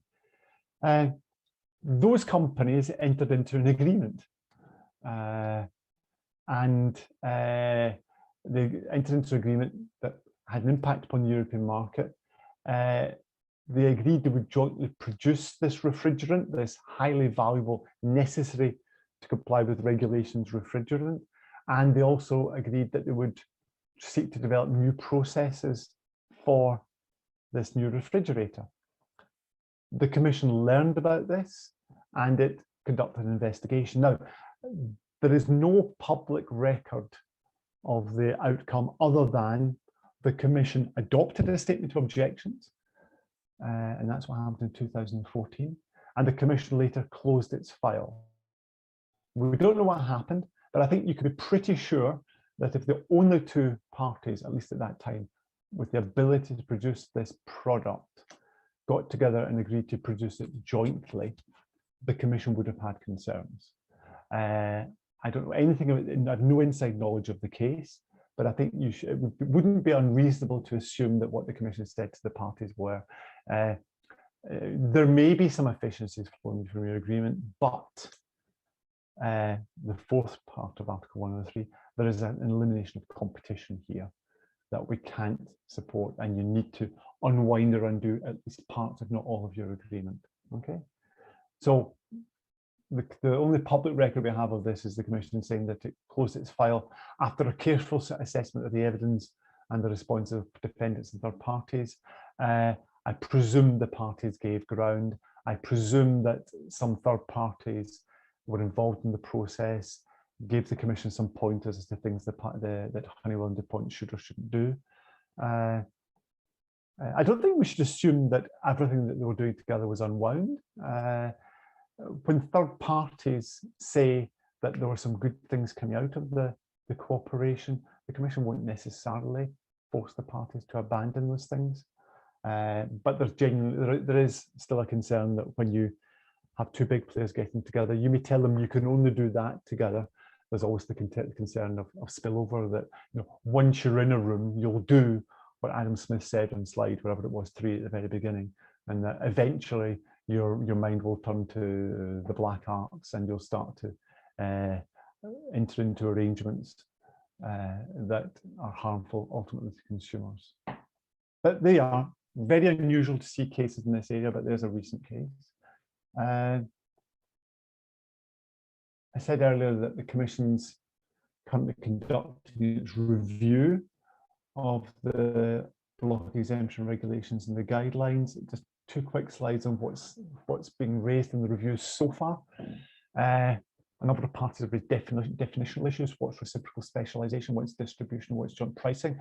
I don't know what the details are. I mean, there were 77 responses to the initial consultation. and there's been some further work that's been done privately, not yet published. So I don't know who raised this. Again, to be fair to the Commission, I find it kind of rich. The Commission does give you a definition of reciprocal specialisation. I'm not really sure why that's a problem. Joint price in the context of joint distribution, yeah, I can see why people might want some clarity there, but tricky one. Independent review third parties have suggested the benefit of the block exemption should be extended to tolling agreements. Tolling agreements are agreements in certain industries where it's like a subcontracting agreement, where something is made by a third party, basically to order, to spec. So you'll go to a company X, will go to company Y and say, I'd like you to make this widget, this thing that I need and only I need, and it's, it's that size, it's that shape and no other. It could be a product, it could be a chemical, it could be a number of things. Suggestion that the benefit of the block exemption should be extended to such agreements. That's something I think the Commission could probably live with. It's a definitional issue.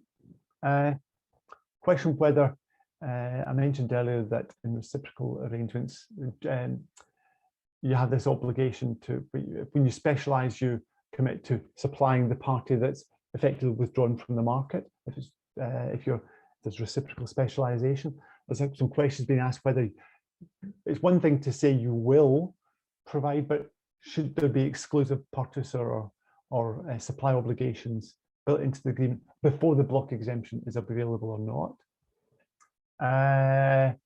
Some people have said the 20% market share threshold is too low. As I'll tell you in a moment, I don't see that changing.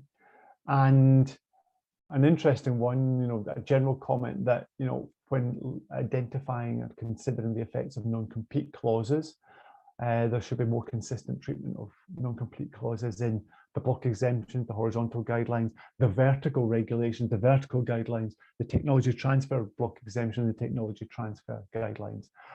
May just be, spitting in the wind, because non-competes have different effects in different markets, I think. But these are things that have been raised. Do we know how this is going to come out in the wash? No, we don't. It's far too early. I mean, the consultation's still going on. We've not seen any draft texts. But I told you at the beginning that there's a staff working document out there, a Commission working document written by people in DG Comp. One of the things they say in this section of the text is they say specialisation agreements generally contribute to improving production processes and are particularly suited to strengthening the competitive position of small and medium-sized enterprises. I think when I read that, my immediate instinct was, if officials are referring to small and medium-sized enterprises having the protection of block exemption, that suggests, you can be small and medium and still have a high market share, but that suggests that it's a smaller player in the market, a less important player in the market, and therefore that its market share is likely to be lower. I don't see the Commission budging the 20%.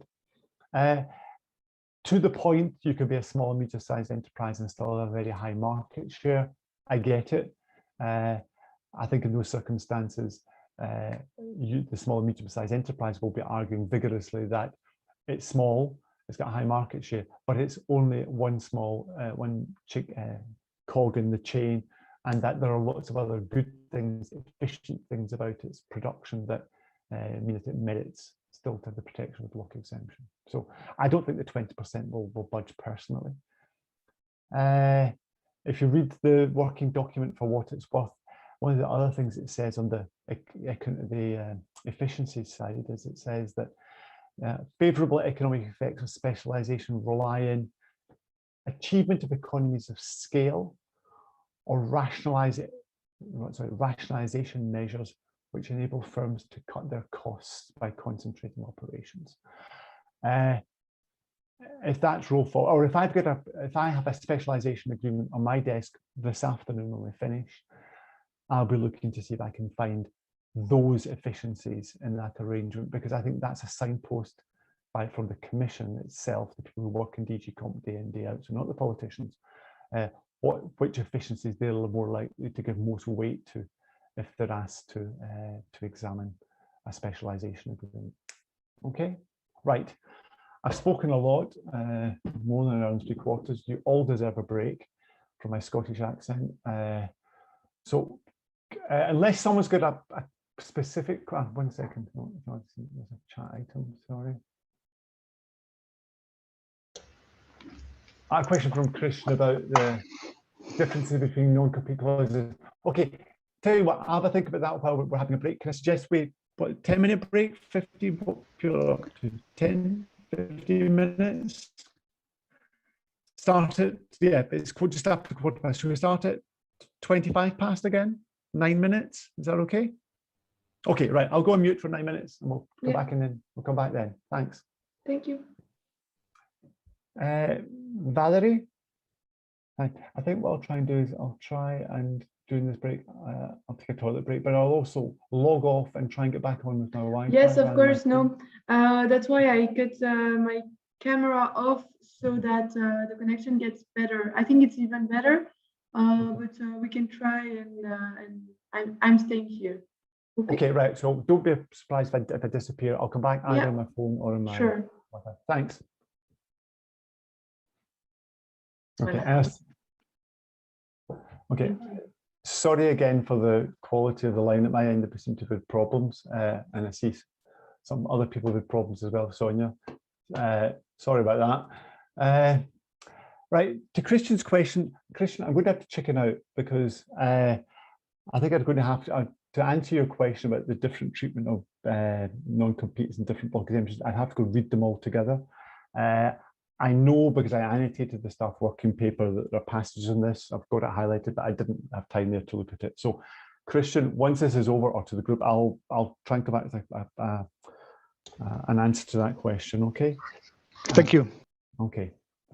Right. Let's try and move on. Commercialization agreements was the second topic that I was set to speak about. Commercialization agreements are joint selling agreements. Actually, hold on a second. Do you mind busy a minute? To try and find my slides. There we are.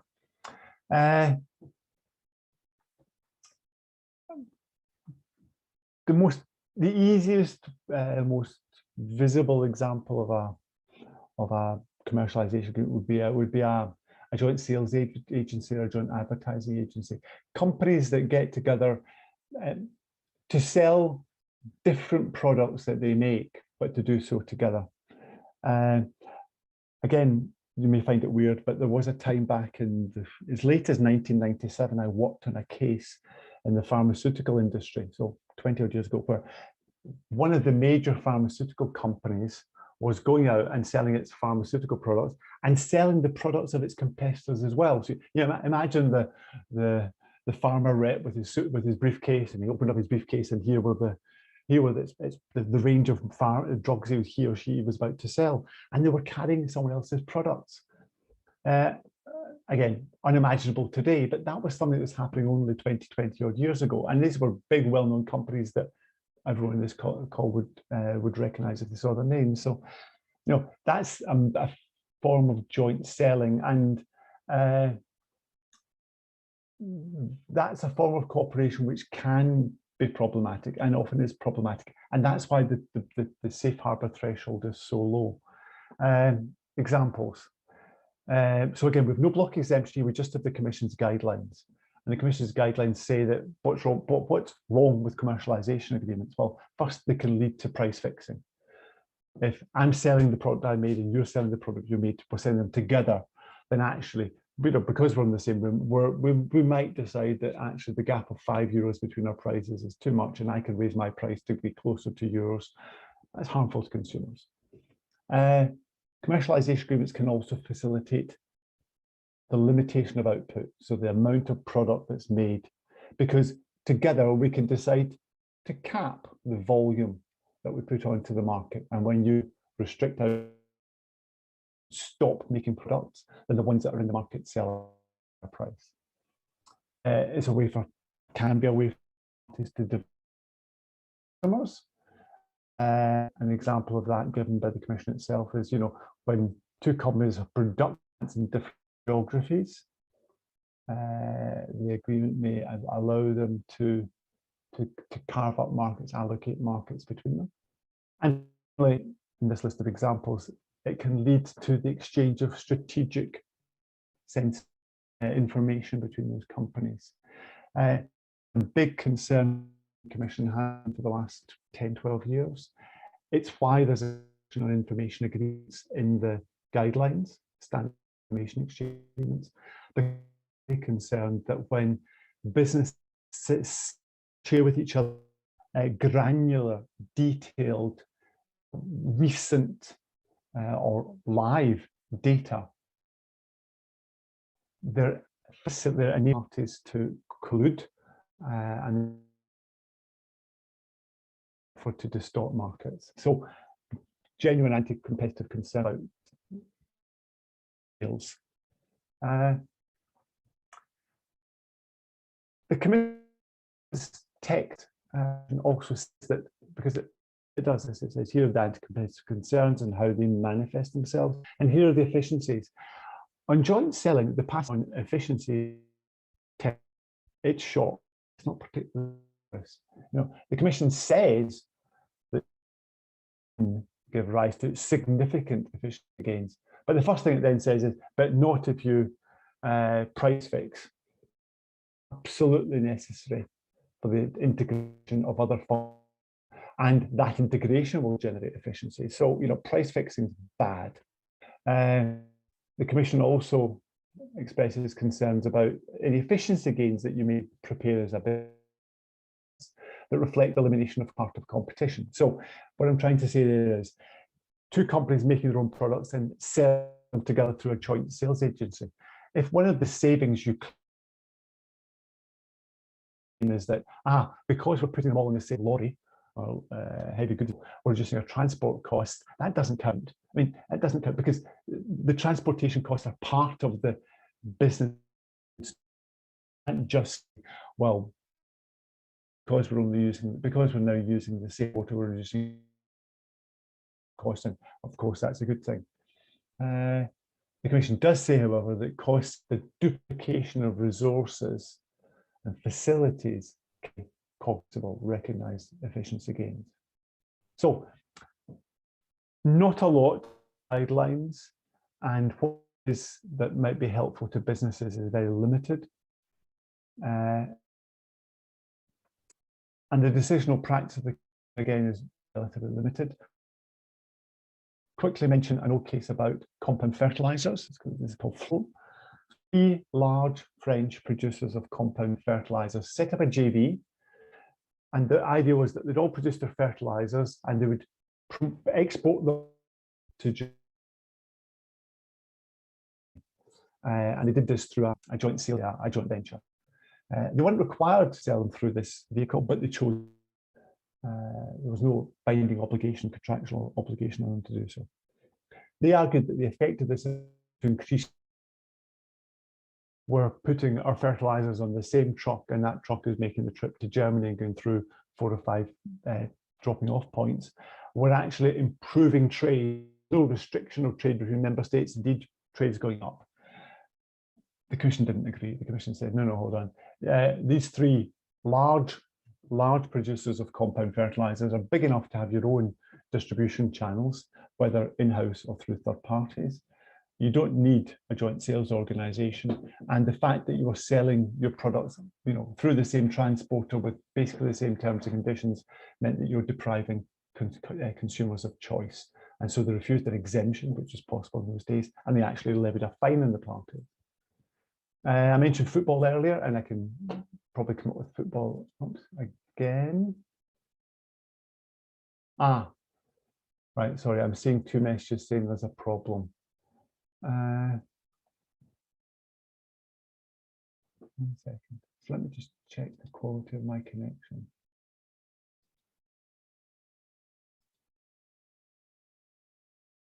Okay. My computer's telling me my connection is actually good. It's 4 bars.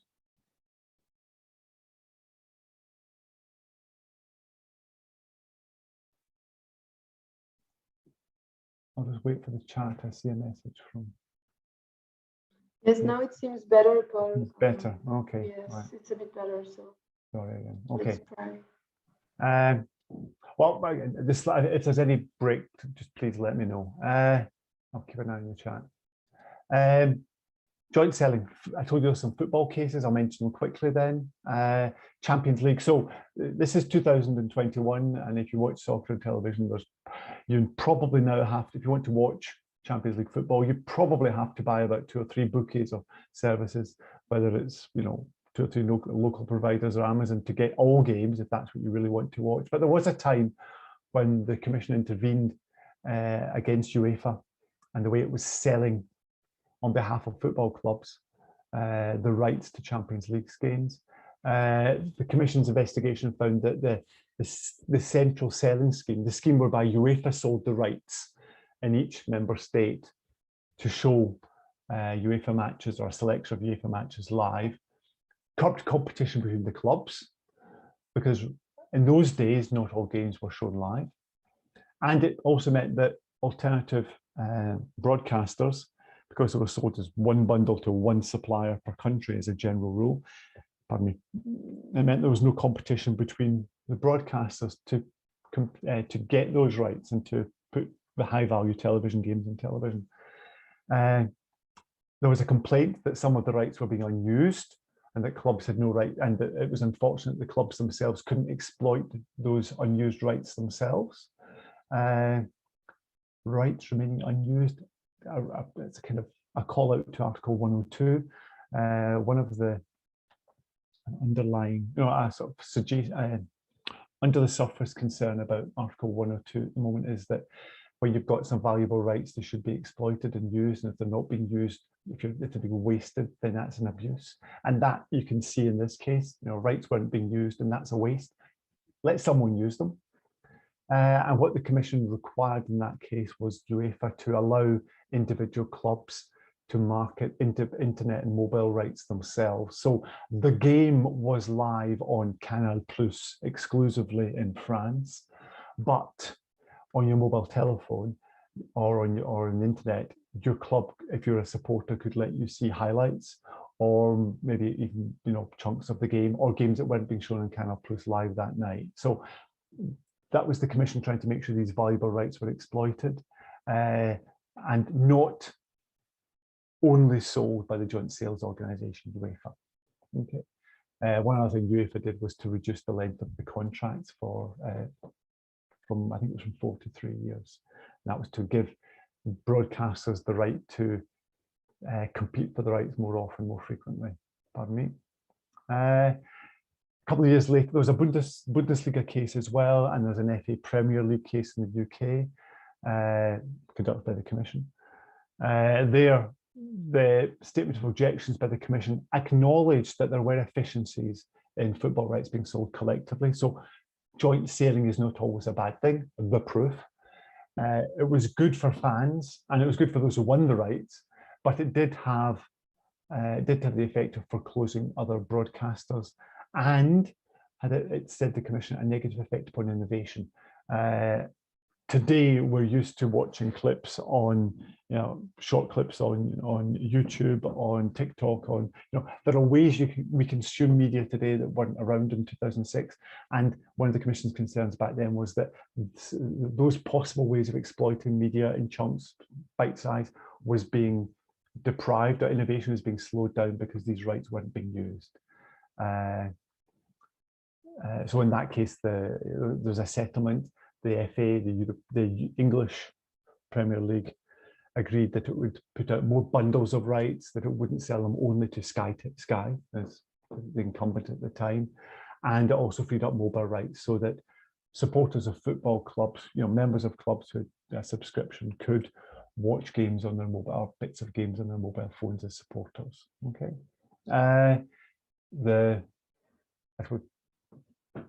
as a key passage from the decision in that case, it was a settlement decision, was that joint selling prevents clubs from taking independent commercial action in respect of their rights. So there's the restriction of competition. You own a product, the right to transmit games in your own stadium, but by selling it collectively, you deprive yourself of that ability. And so instead of 20 clubs with a small market share, all trying to sell their product, the arrangements result in a single joint sales organization with exclusive rights and market power. So as a consequence, the joint sales organization, whether it's the Football League, the FA Premier League or the Bundesliga or whoever, was able to decide who the rights were sold to, restrict output, i.e. raise prices, and create foreclosure problems in downstream markets. Okay.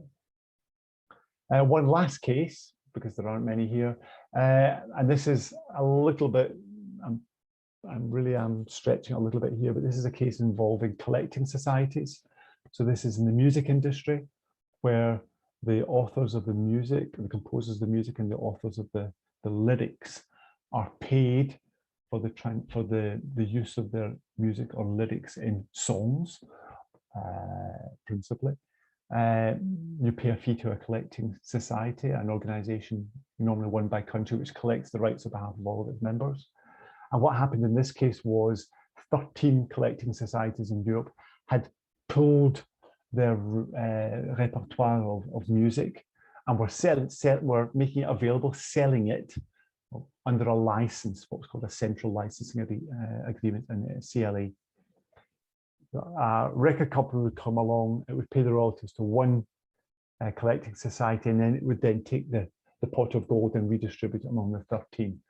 That was a selling rights structure that the Commission found restrictive of competition because it prevented companies or businesses from giving rebates, so changing the price at which they were selling their product. And so the Commission asked the parties to waive those rights before it decided to close its investigation. I'm stretching it a little bit, but that's exactly, it was a licensing agreement, so you could argue technically it wasn't quite a joint sales arrangement, but you can see the analogy, I think, with joint selling here. The Commission likes to see price competition, and that could be in the price itself, or it could be the rebates you offer. And it likes to see some autonomy and not everything being centralized in one entity. Right. Oh, oops, pardon me.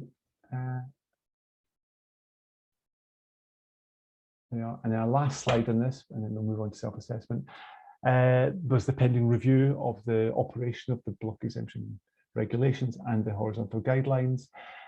What has it said about this in the current staff working paper? It said that the chapter is complex and doesn't give legal certainty. I don't think it ever will. Predictably, there are people representing industry respondents that say 50% is too low. And it means that some pro-competitive joint commercialization is vulnerable, needlessly vulnerable to attack. I don't expect the Commission would raise the 50% market share threshold. As I said earlier, I think it's consistent with the sort of 30, 25, 20, 15 gradation it has already. And to the point that it means that pro-competitive joint commercialization is needlessly vulnerable to attack, I think lawyers have to work harder at that. Go back to the point earlier. It's not because your share is 16% that the sky falls down, the world caves in. I'm mixing around metaphors. If you've got a good efficiency story, the complaint's not going to get much traction. And we'll come back to that in a moment. So it's the risk analysis. I can see why people might advocate for a bigger number, but I don't think it's going to get very far. And people commenting on joint sales have said, well, actually, why don't you, Commission, include some language in here on consortia? I.e., these are a consortium is a pool of players from the same or different industries getting together to do a project. The Commission said, well, there are cases where the parties could do certain things separately, but choose not to, or prefer not to, or would rather share the risk. Why can't you build some guidance on those sorts of arrangements into your joint selling guidelines? That's something the Commission might pick up on, because there have been a number of cases involving selling consortia. And then finally, a number of people have said, can we have some more clarity on what joint sales and price fixing means? I think price fixing, and actually I think price fixing is an unfortunate use of terminology. Price fixing for me is bad. Joint setting of prices might not be bad, and maybe there's some room for some wiggle room there for technical improvements to be made to the language, but I would expect significant changes to be made here when the guidelines are revised. Okay, right. I'm going to take a pause for a minute just to see if there's anything people want to bring up I've got Christian's point about non-competes to deal with later, but anything else people want to bring up at this stage? No? Okay. In that case, I think we get to the part of, sorry, David next week will deal with some other chapters of the guidelines. And I think what I'm going to say now is what comes after my bit and David's bit. And I think it's the most important part of this exercise, and it's called self-assessment. So back in the old days, when I was a boy in short trousers, if you had a commercial agreement between competitors or a vertical agreement, you could, to protect your client, fill in a form, a notification form. It was called Form AB. And you'd write to the European Commission, you'd say, here are my agreements, and these agreements don't restrict competition, or they restrict competition, but satisfy the conditions for exemption. So they satisfy what's now 1013, the 4 conditions in Article 1013. That's the way the world was in the past, and businesses did that because notifying, although it involved cost, legal costs, notifying did protect the companies from fines. And for as long as the agreement hadn't been challenged, it was enforceable. So there were definite upsides to that process. But the process, and there was a need for that process. At the beginning of something, you need communication and dialogue between the companies and the competition authorities until you work out what the rules are. But there was a time by the end of the late 1990s, when the procedure was being abused. The people who were notifying the innocuous agreements, and the problematic agreements weren't being notified because parties knew they wouldn't get the protection of a decision from the Commission. So the Commission was wasting its resources looking at unproblematic agreements. We then had the reforms that led to Regulation 1, which is the law that you guys all grew up with. And Regulation 1 doesn't allow parties to notify agreements. What it says is, here are the block exemption regulations, here are the guidelines, over to you. You, the businesses, have to work this out for yourself. That's what self-assessment is. And because businesses have hundreds of agreements, day in, day out, this is why the job of the in-house counsel is so important and why I think they need help. So what's the help I offer to an extent? It's me. There's an art and there's a science to this. Very few agreements actually fall within the boundaries of these block exemptions. If you act for a business and your agreement falls within the block exemption, good, gold star, big badge, whatever, but it doesn't happen terribly often. A number of agreements are covered by the horizontal cooperation guidelines. So you will have a specialization agreement, or you will have a joint purchasing agreement which satisfies the conditions of the guidelines. And great, again, great. I'm really happy for you. Second badge, second gold star, all's well. But a large number of agreements don't. Now, I don't know, in the staff working paper the Commission published a few months ago, they conducted some research, and the sample they had said that 1 in 5 investigations that they were briefed about during their inquiry, 1 in 5 weren't covered by the guidelines. That's a fact, and I take it, and I don't criticize it. I suspect the number is much, much higher in reality. It's just that it was a sort of self-selecting sample.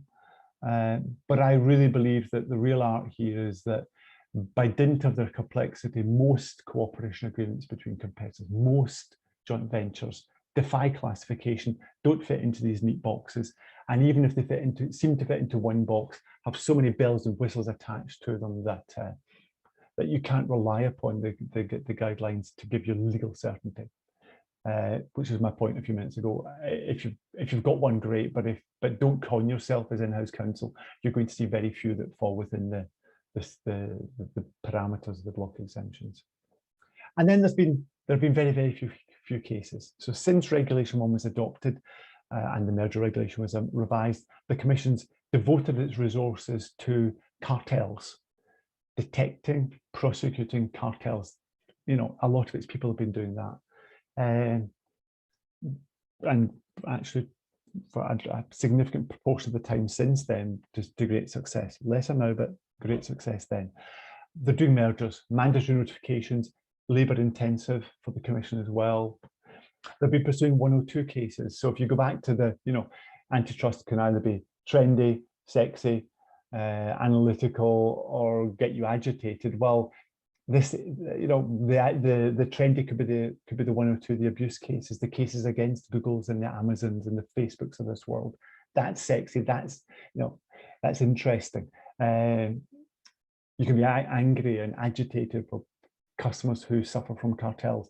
This doesn't check those boxes. And so the commission hasn't devoted resources to it. So there aren't very many cases. So it's an art, there's an art and there's a science to this. There's science in the legislation. So if you've got an agreement, you'll get out your block exemption, you'll get out the guidelines, great. And you've got to go there. And the science is looking at the legislation. Look at your agreement. Does it restrict competition? Does it restrict competition? That means actually asking what the counterfactual is. But for this agreement, how would this market be expected to develop?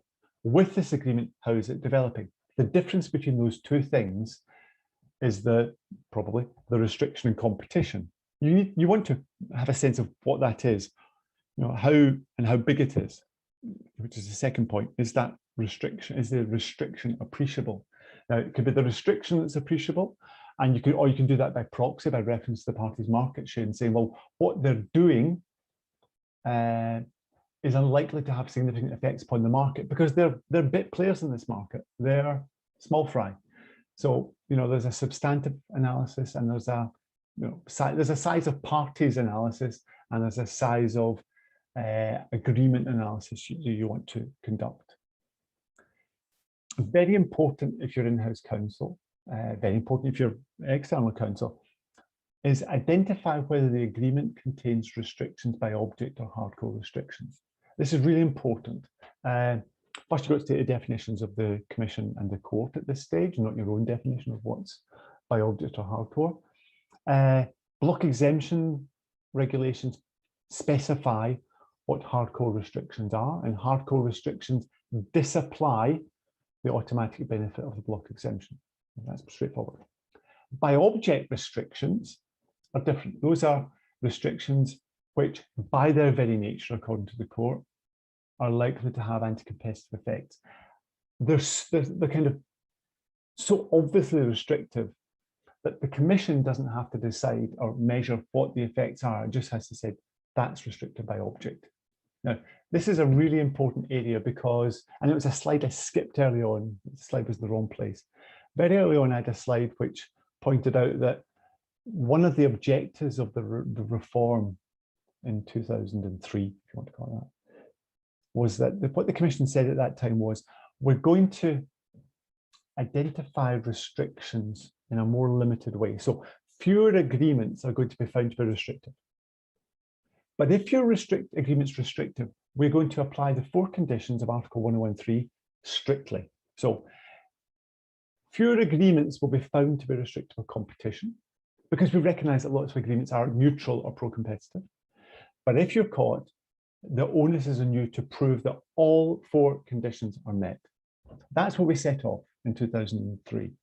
What's happened over the years is the Commission has, in a number of decisions, decided or stated that certain behaviour or conduct or certain arrangements are restricted by object. What it's done then, rather than have a small scope for what's 1011, has actually grown that pie. And so more agreements are now vulnerable to attack under 1011. And the Commission's still saying, but the 4 conditions of 1013 will be applied strictly. So it's actually become harder over the years to analyse with comfort or with a certain relative degree of confidence what the effects of an agreement are. So it's really important to identify that.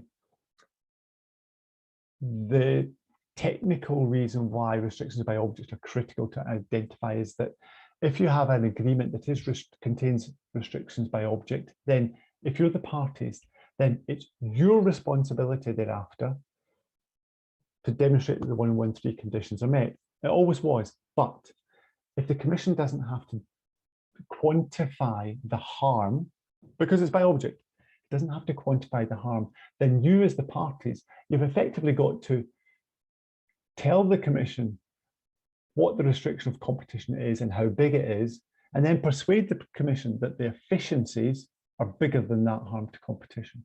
So you're kind of playing devil's advocate against yourself as the parties. So again, there's the science in this. It's really important to look at your agreement and say, does it contain agreements, provisions that are restrictive of competition? Okay, is that clear? It's pretty tricky, that. Is it clear? Beatrice? I know, you're still on mute. I can see you speaking. Sorry, are you hearing me now? Yes, we do. Yes.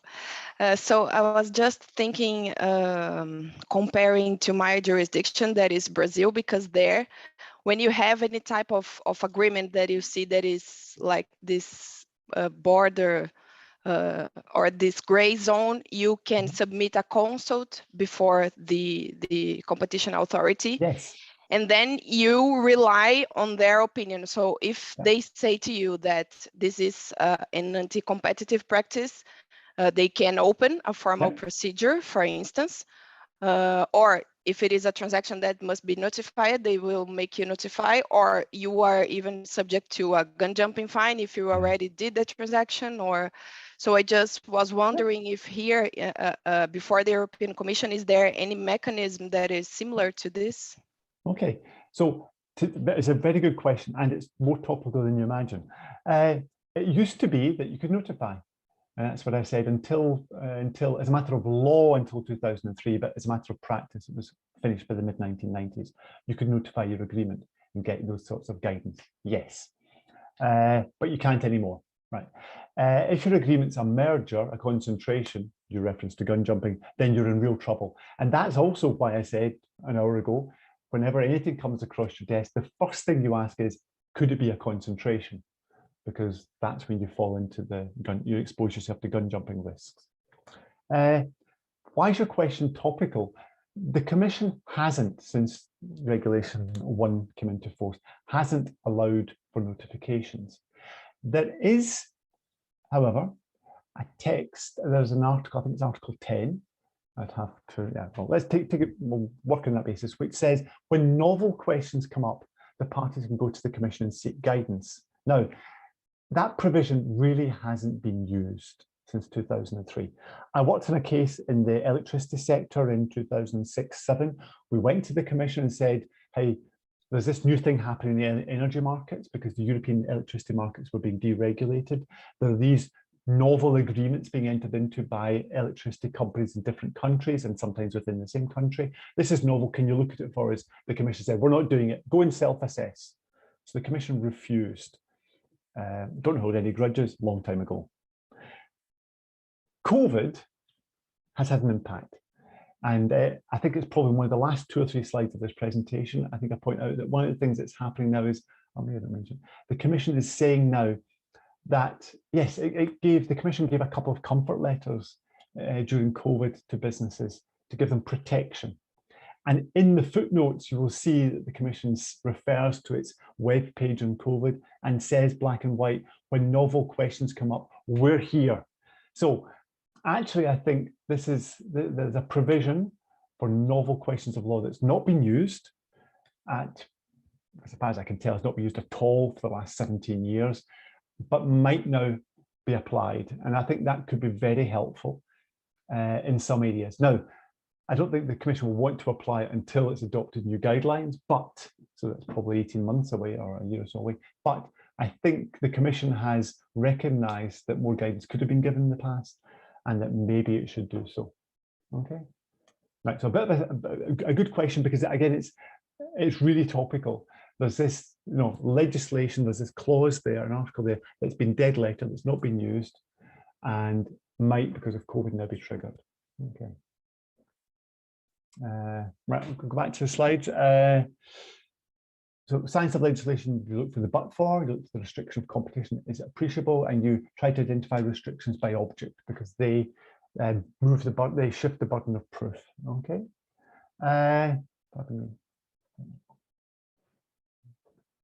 Ask yourself whether a prima facie case can be made for exemption. again, raises a topical question. The test under Article 1013, 101, 1013 is a consumer welfare standard. So since Regulation 1's come into force, it's been an economic test, a consumer welfare standard. The Commission hasn't, as it did until 2003, hasn't really given any weight to other factors. So benefits that people have in other markets, that would be environmental. It hasn't given weight to, quote, efficiencies that are labour related or environmentally related. They've all been discounted. There were cases before, there were cases in the 1990s when these other factors were built into the 1013 analysis, but they've gone now. And until the law changes, and I think it will have to change because of sustainability agreements, you still have to apply the consumer welfare standard when assessing agreements. But you want to ask, and the 4 conditions are on this page, does this agreement contribute to improving production or distribution or technical progress? So what are the efficiencies? Is a fair share of those efficiencies passed on to consumers? The very simple answer to that question is, if the market's still competitive, then a fair share will be passed on, because it's the way that the parties to the agreement make themselves more competitive. They share the benefits with customers, but to be tested. Tricky one, are the restrictions in the agreement not indispensable to the attainment of those objectives? Now, this is what's called, something's called in America, in antitrust economics, the no less restrictive alternative test. Is there a less restrictive way of getting to the same outcome?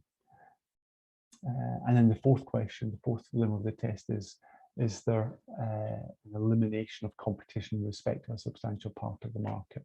So go back to the refrigerants case that I mentioned a few moments ago, Honeywell and DuPont. If they really were the only 2 companies with the technical ability to produce this, deliver this product for use, then their arrangement was going to eliminate competition with respect to a substantial part of the market. So that's part of the science. The legislation is soft law, the guidelines are soft law, but the clues are in here. On the positive side of the screen, the Commission's given you a list of things that it thinks are cognizable efficiencies. Increasing investments, pooling know-how, enhancing product quality and variety, and launching innovation faster. On the negative side, you see we, the Commission, will be particularly vigilant if you agree to put fixed prices, bad for consumers, cap output or restrict output, because it's likely to have a knock-on effect on prices and therefore be bad for consumers. Sharing markets, never a good thing. You can see the harms and the efficiencies that the Commission wants to have regard to. And this, at last, it's taken me to 4 to 5 pages, gets me to my OPQ RST. You can see in the previous slide, reference to price, to output, to quality, to variety. I think those are the factors that as an in-house counsel or external counsel you should be looking at when you're looking at the agreement. Ask yourself, this agreement, what's it going to do for output? As a result of this agreement, will output be increased or reduced? What will happen to price? What will happen to quality, the quality of the products in the market? What will happen to the range of products available in the market, so variety? Service, will after-sales service or the servicing of products be improved as a result of this agreement? And then technology, innovation. What will this agreement do for innovation? So you've got the block exemption regulations, you've got the Commission's guidelines. They're more or less helpful in more or less different respects. But I think if you use this guide OPQRST and you ask yourself, what will happen to customers? It's a consumer welfare test after all. What will happen to consumers buying these goods or services? You will start to build up a case on efficiencies, and you'll enable yourself to tell your chief financial officer or chief executive whether you think the agreement your company is entering into is problematic or not in balance. The other thing you've got to do as part of your risk assessment, and that's important as well, and I'll come back to it, is assess what are the chances the agreement will be challenged. Now, that's a very hard-nosed way of looking at things. I'm not talking about a secret cartel. Secret cartels are bad. But if your agreement is public, it was out there in the open air, if you're not hiding it, I think it's legitimate to say, well, is it likely to be challenged? Who is aggrieved? Whose nose is put out of joint with this arrangement?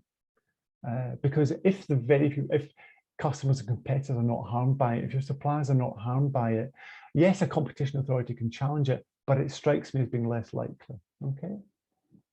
So, in-house counsel, the agreement comes across your desk. It has or hasn't been signed, and that goes to the counterfactual. But you've got to analyze it. So what do you do? Okay, so there's an art to a self-assessment, you know, deciding what the 101 effects are and what the 101(3) effects are. I think there's an art to preparing a self-assessment. And I've drafted this, as I said earlier, from the perspective of in-house counsel. Right, keep it simple, make it relevant, understand the context, stand back, know your business. You work in a company after all, and they're paying your wages. And then if you've got a good story on efficiencies, write it down and tell the story. So let's go through those 1, 2, 3, 4, 5 points in turn. Keep it simple. If you're in-house counsel, preparing a self-assessment is a thankless task. So as I say at the end, manage your own expectations and be kind to yourself. You know, when businesses have to make a filing with a competition authority, so Beatrice mentioned that in Brazil, you may be required to make filings, even of cooperation agreements. In Europe, it tends just to be mergers. If you've got to make a filing, and if your filing is a prerequisite to the implementation of the agreement, the business goes along with it. They won't like having to pay lawyers' fees. They won't like the time and effort they have to expend preparing the filing and making the filing. They won't like the fact that the agreements, or the arrangements being shot at by third parties, but they get it. They want to do a deal and they'll pay the price, and the price is doing the work. A self-assessment is something that you as in-house counsel do in your office. And you're not going to be able to, at the end of the exercise, you're not going to be able to give a bit of paper, like a decision, to your in-house client and say, there you are, I guarantee you, here's your clearance. I bless this in the way that the European Commission or another competition authority would bless the arrangement. You can't do that. So you're not necessarily going to have the help of the business in the same way as you'd have it if they felt they had to do it to get the approval from the competition authority.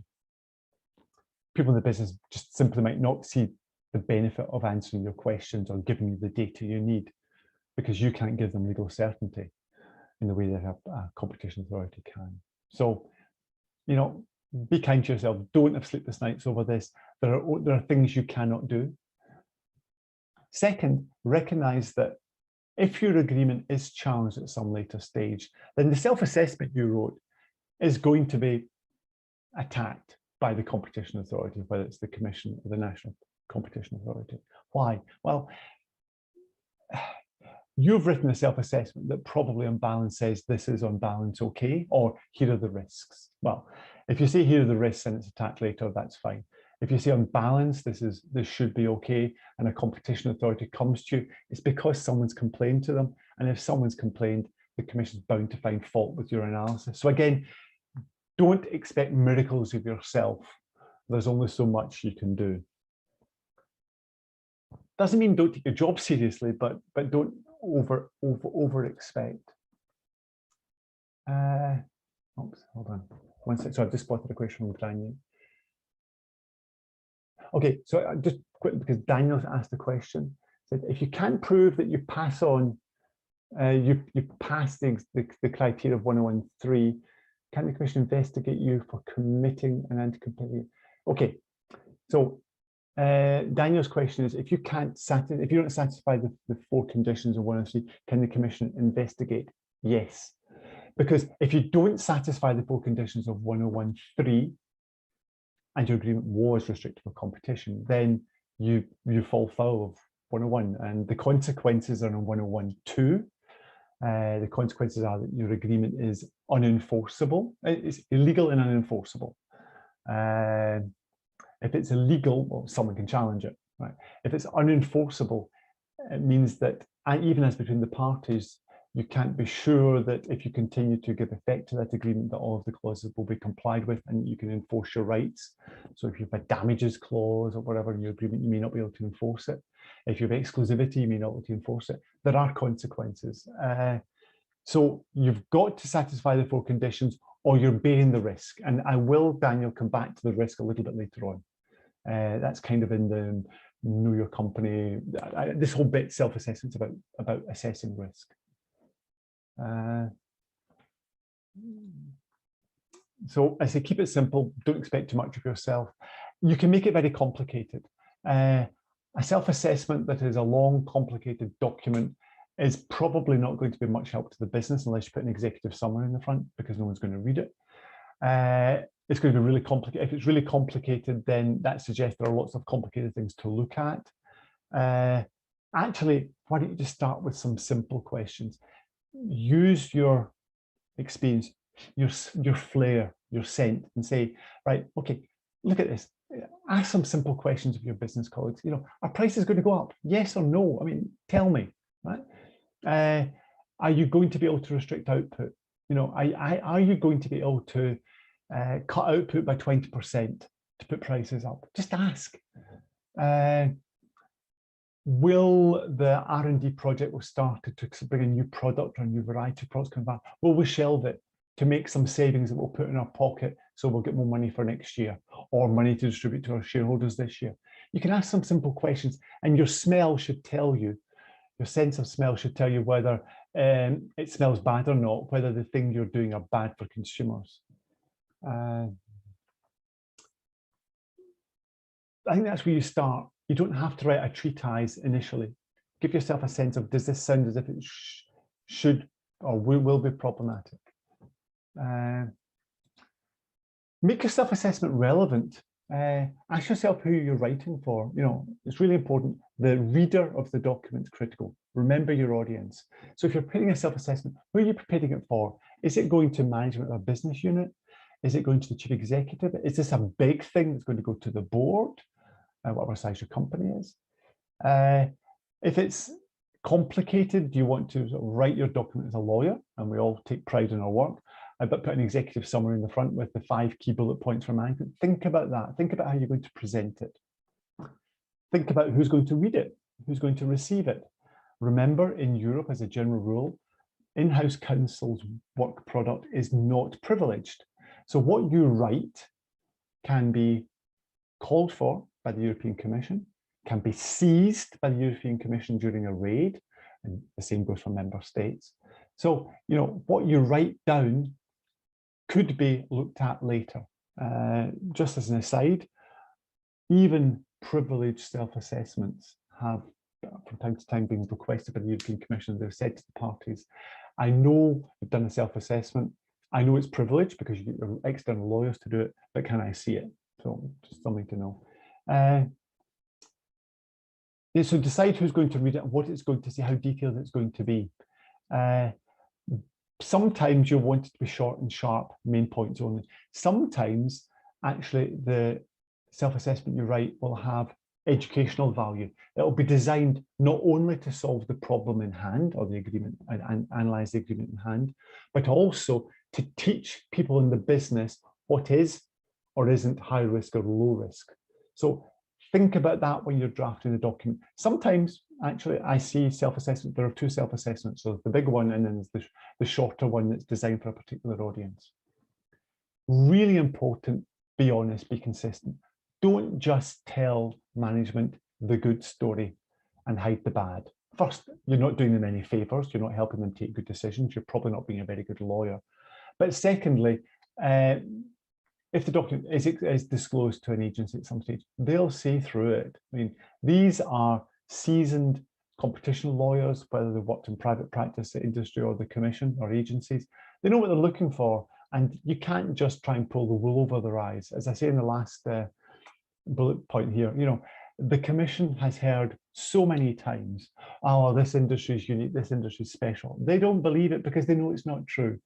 You know, industry is industry is industry. And saying that the business that you work in special is not going to get very far. And if you want to make your self-assessment relevant, remember that you're not immortal. You may draft your self-assessment this year, and you may move on to a bigger or better position or a new job within a year or two. Draft your self-assessment, I would recommend, as if it was a commission decision. Follow the structure, because if you're not there in 3 years' time because someone else has taken your job and you've gone somewhere else, at least the reader will be able to follow the logic that you adopted when you were preparing your decision. So think of the future. Agreements may be challenged today, but agreements may not be challenged for 3, 4, 5 years' time, and you don't know where they're going to be challenged. So apply a methodology to the preparation of your self-assessment. Right. Then practical. Don't get bogged down in intellectual debates. There's a time and a place for academic literature.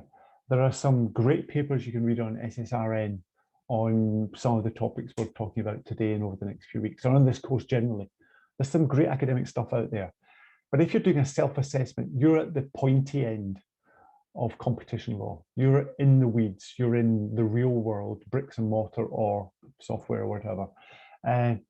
Esoteric debates are not going to get you terribly far. So, don't fight about whether it's restricted by object or effect unless it really matters. Don't labor the point. You want a result. It's trite perhaps, but I think people sometimes forget it. A good efficiency argument is a good efficiency argument, however it's dressed. If it's good, it's good, it's good, it's good. Nothing stops it being good. That's what your focus should be on, trying to build up a case on efficiencies and a good, strong case. If it's good, whatever mud is thrown at you by a complainant, by a third party, by a competitor, by a competition authority, if you've got a good story, you've got a good story. And competition authorities don't have endless resources. They're not going to waste time battling a case that they don't think they'll win. So, don't get bogged down in esoteric and intellectual debates needlessly. That's not an excuse to be lazy, however. So you've got to know the law. So again, I've put down here one example because I think it's a technical example that goes back to the specialization bit I spoke about earlier. Agreements on output as a general rule are bad. Right, okay, let's take that as read, right? But in a production joint venture, an agreement on output, the things that are made under the joint production agreement, is not a by object restriction. And similarly, in that sort of arrangement, fixing the sales prices, pardon me, for jointly produced and distributed products is not a by object restriction. Okay, now it's technical, but it's also two things. First, it's logical. If you have agreed to produce something together and to distribute it together, the fact that it's the same price shouldn't be a shock to anyone. And secondly, so there's a logic to it. And secondly, if it's not an object restriction, I said earlier, don't labor the point, but know it. If it's not an object restriction, that means that will not allow the commissioner or competition agency on the burden of proof to say, I've got a problem, over to you, you fix it. They've got to demonstrate in those circumstances that the effects of that joint production, that the effects of the joint pricing are harmful to consumers. And so you've affected the balance of the burden of proof and how that plays out in the case. So, you've got to understand the law and know where to look for these little bells and whistles, but don't waste your time on them. It's not in this slide, but so I didn't give you a link to it, but something I suggest you look for, I think it goes back to de minimis, mentioned a couple of hours ago now. There is a staff working paper from about 2015, 2016, a staff working paper on de minimis. This is a paper produced by case handlers and managers within DG Comp, published. It doesn't bind a commission, it's not hard law, but it tells you how staff look at things like non-competes or de minimis and the like. And it contains very usefully for businesses and advisors, it contains catalogues the different exceptions to the rules or the exceptions to the instinct that you would have, outputs, restricting outputs bad? No, not always. And here's the examples. And the Commission recognises it, and it catalogues it in that staff working paper. So if you get a minute, that might be another document you might want to download just to have in your deck. Right, so keep it simple, make it relevant. Don't go off at a tangent needlessly. Pardon me. Then understand the context. The business you're working in will enter into a significant number of agreements, quite possibly.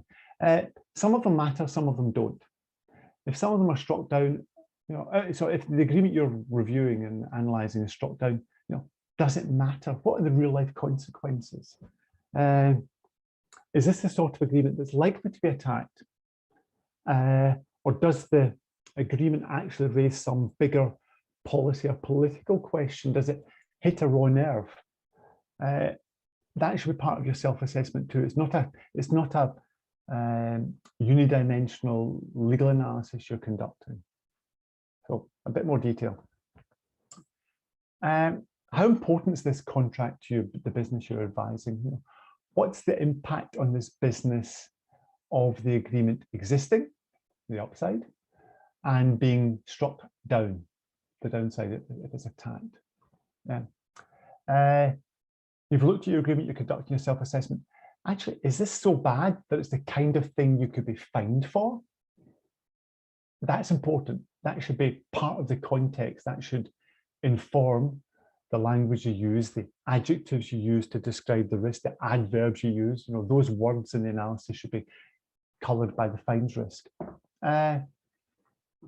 If the agreement is attacked and found to be illegal, so if you haven't satisfied, Daniel, the 1013 conditions and it's attacked, actually, are people likely to attack you for damages? You've entered into an agreement that's illegal, right? Okay, so consumers or industrial customers could sue you for damages, right? Is that a real risk or not? How close are you to consumers?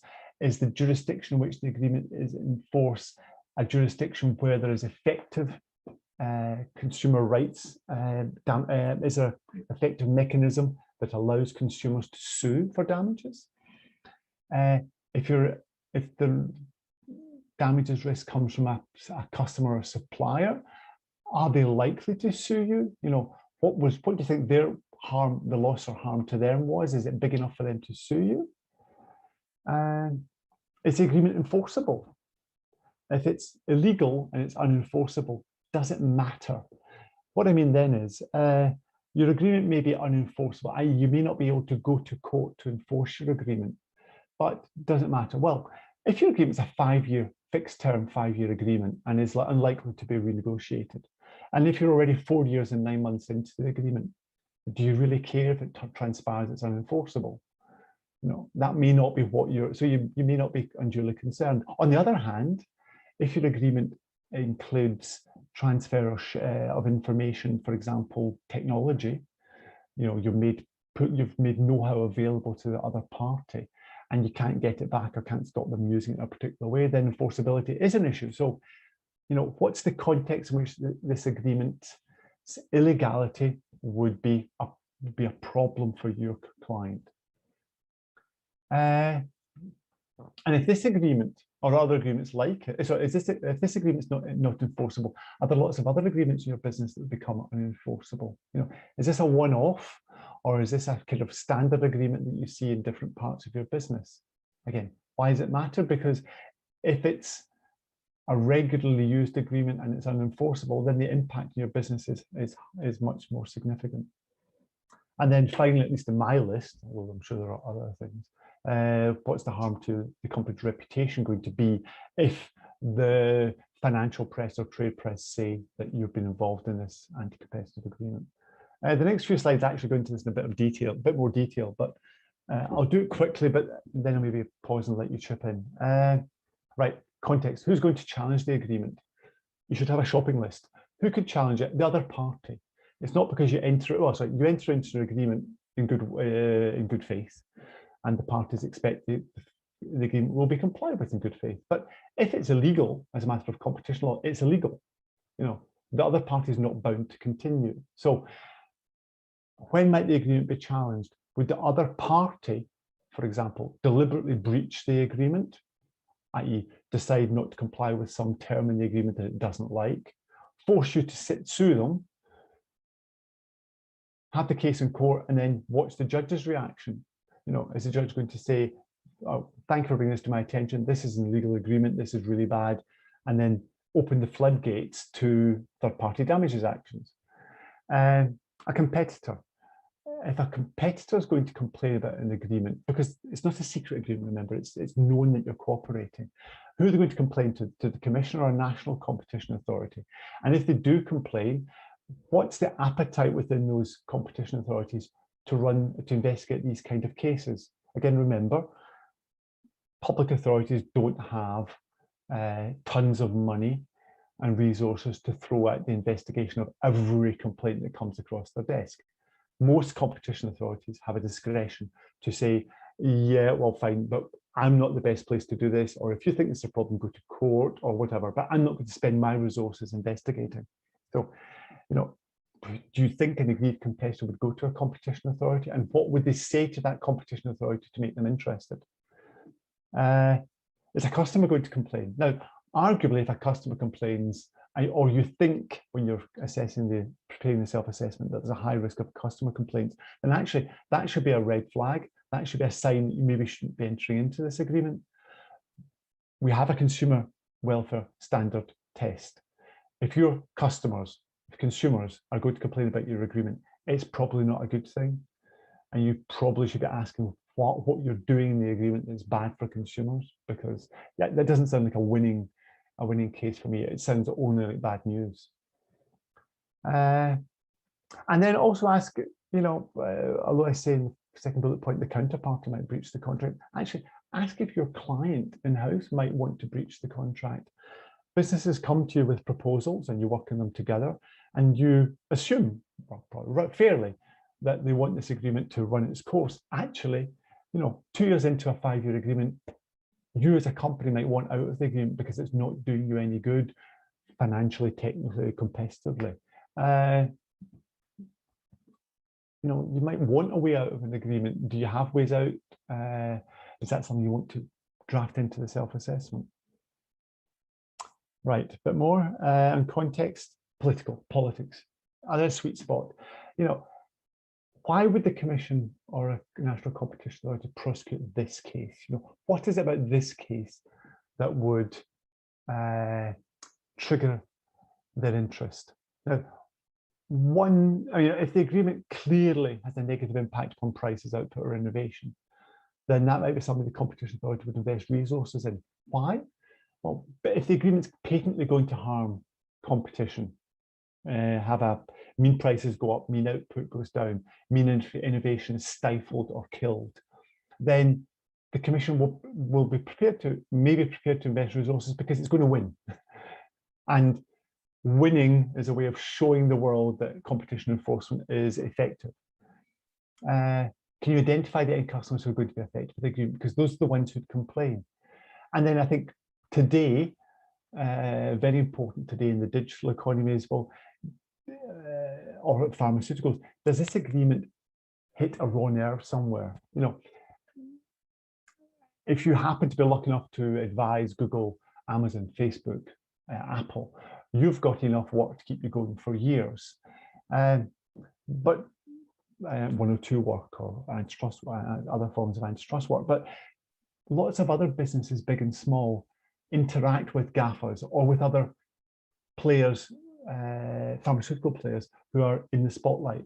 You know, do you want to have an agreement, assuming you've got the choice, do you want to have an agreement with a Google or a Facebook or an Amazon if there is a genuine risk that that agreement is going to be reviewed by a competition authority? Now, they may not be looking at the agreement because of you, they may be looking at it because of your partner, pardon me, but understanding that certain types of agreement are particularly sensitive is something that you should reflect upon when preparing a self-assessment.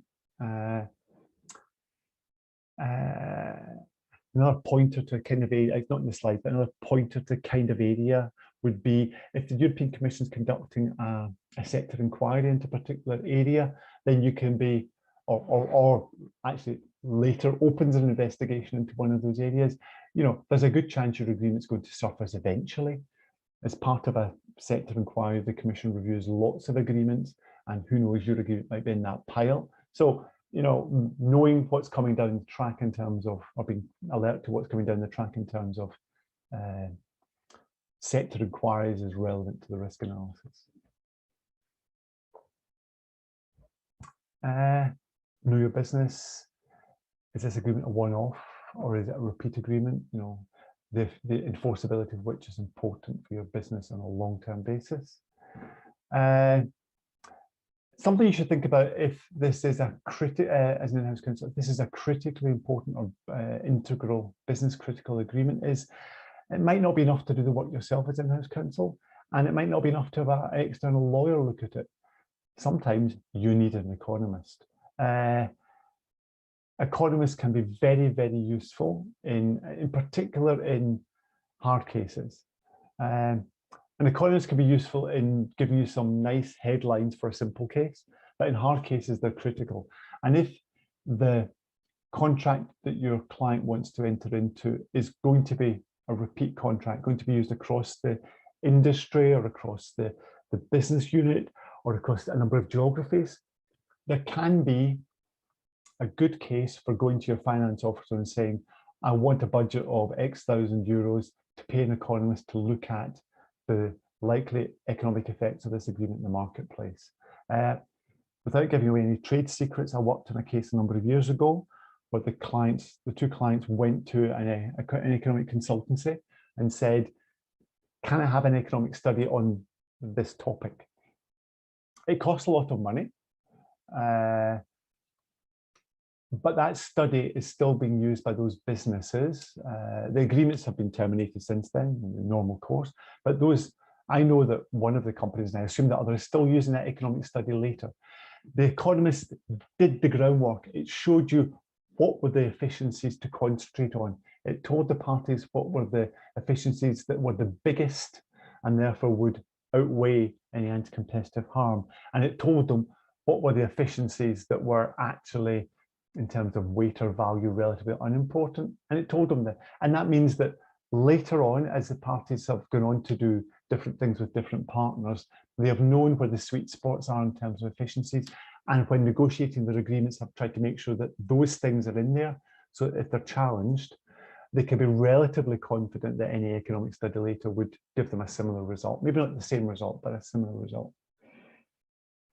And then something else to remember as in-house counsel is that if you do draft a positive self-assessment of an agreement and send it back to the business, that could become a standard contract for the business and a standard or assumed green light.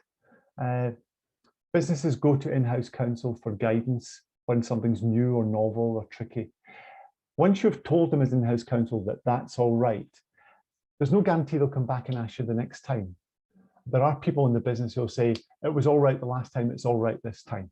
Or that was all right the last time, this is almost the same, surely it's all right, I'm not going to ask the lawyer. So be conscious of that. And if you want to, again, not in the slide, but if there's something about the arrangement you think is fine, but would be problematic, you know, things you should not do, this is okay, provided.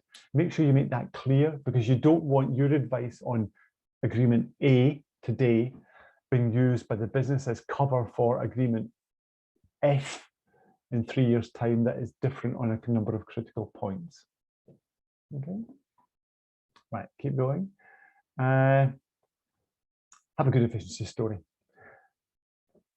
And actually, I think this is where I think this is key to the whole exercise when it comes to 101, 103. Agreements may be restricted for competition. Yeah. Just assume that every agreement is illegal for a moment. Ask what the benefits are, because whether it's restricted by object or by effect, if you've got a good efficiency story, you're protecting your business in the long run. So if an agreement clearly has consumer benefits, then at the end of the day, the likelihood that we're found to be illegal falls away, drops, decreases. It doesn't mean the Commission wouldn't intervene. It doesn't mean the Commission wouldn't require some changes to be made or a settlement to be reached. But if you can demonstrate efficiencies, the idea that the Commissioner of National Competition would take it all the way through to a negative decision with a fine is tricky. No guarantees in life, but it's not going to happen terribly often. And remember, whether it's the European Commission, a national competition authority, or a court, you will only persuade them that efficiency is good if you can say what it is, link the efficiency to the agreement, and then say how likely it is that that efficiency will happen quickly. So we'll look at those things now quickly. First thing is, they may be your best friends, but the Chief Financial Officer will tell you that this agreement is going to lead to certain synergies and that he or she can quantify them, and they'll put them in the press release. But that doesn't mean those efficiencies, those savings are relevant to a competition analysis. So synergies, as used by a Chief Finance Officer or as used by the press officer writing the press release that goes with the deal, synergies that as they use it is not the same thing as an efficiency in antitrust terms. So just be careful. Efficiencies can be qualitative or quantitative. A qualitative efficiency arises where the value is created in the form of a new product or a better product or a product with novel features, or the creation of a wider range, a variety of products. Okay, and the cost efficiencies may come from developing new technologies or methods. So know-how, that's the innovation, that's the T of the OPQRST. Economies of scale and economies of scope, and I mentioned them earlier in relation to joint production specialization. What efficiencies do, if you look at it from the consumer's perspective, is they improve the value of money proposition. So the consumer gets more for his or her buck. The more might be in quantity or quality or variety. That's an efficiency that's relevant to a competition analysis. And efficiencies can directly affect the price or provide non-price-based value to a customer. So we'll come back to this later on. In the field of sustainability, there are people who will pay more today for vegan products or for products packaged in a particular way. The product may be different, or the product may be the same but packaged differently. But there are people who are willing to pay more. That's a non-priced added value to particular customers. So, and we'll come back to this later on. But that's still a cognizable efficiency. So identify efficiency. Establish a link between the efficiency and the agreement. This again is sometimes something you see when you read the press release about a deal. It says that it will do that. It might say, the parties will do this, the parties will do that, the parties will do the other. Yeah, fine. But are those necessarily things they will do as a result of the agreement? In the same way that there's a but for which says in what way will this agreement restrict competition? You can't just say, and here are the good things we're going to do, because maybe you're going to do them anyway. Maybe you're going to do them without the agreement. It's not, you haven't necessarily made the link between the efficiency in the agreement. So that's something you need to work on. Very important, because I've seen texts that make this mistake. There must be a causal link between the agreement and the efficiency, not the restriction and the efficiency. It's really important. You sometimes see text, and it's a mistake anyone could make. I'm pretty sure I've made it in my career as well. So, it's not because there is the no less restrictive alternative test that the causal link must be between the restriction and efficiency. It's the agreement. So yeah, and that was, I guess, be kind to yourself when you address that point. What's interesting, these are the 2004 guidelines I mentioned. They're still enforced, but they're not used a lot not nowadays. The examples that are given in those guidelines talk about verticals, so distribution and technology transfer, but they don't give an example of a horizontal efficiency, but that doesn't mean they shouldn't, okay? Right, a bit more on efficiencies. Really important that you don't just say there's this efficiency out there. There are things that will get better as a result of an agreement, but some of them might not get effect, might be unlikely to happen. They might be quite remote possibilities. Some of them might be big, some of them might be small, and some of them might happen tomorrow or might not happen for many, many years. So when you're writing your efficiencies case, you want to discuss with the people you're talking to how likely it is that something's going to happen, how big the efficiency is, and whether it's likely to happen quickly or not. For those of you who worked in merger control, you'll know that in merger control, one of the critiques of efficiencies arguments made by the parties is that the parties say, we're merging, we're going to be strong in a particular market, but there will be benefits. And then you look at the papers and you discover that the benefit won't happen for 5 years, 6 years, 7 years. Well, it's not imminent. Until it happens, people are going to suffer because you have a position of market dominance. And so it's not an efficiency you can give weight to. So you're looking to make sure that this efficiency is likely to happen sooner rather than later. Again, don't con yourself. It's not because you sign an agreement tomorrow that it will be implemented tomorrow. There's always, and that's life, there's always a build-up, negotiations teams have to put together.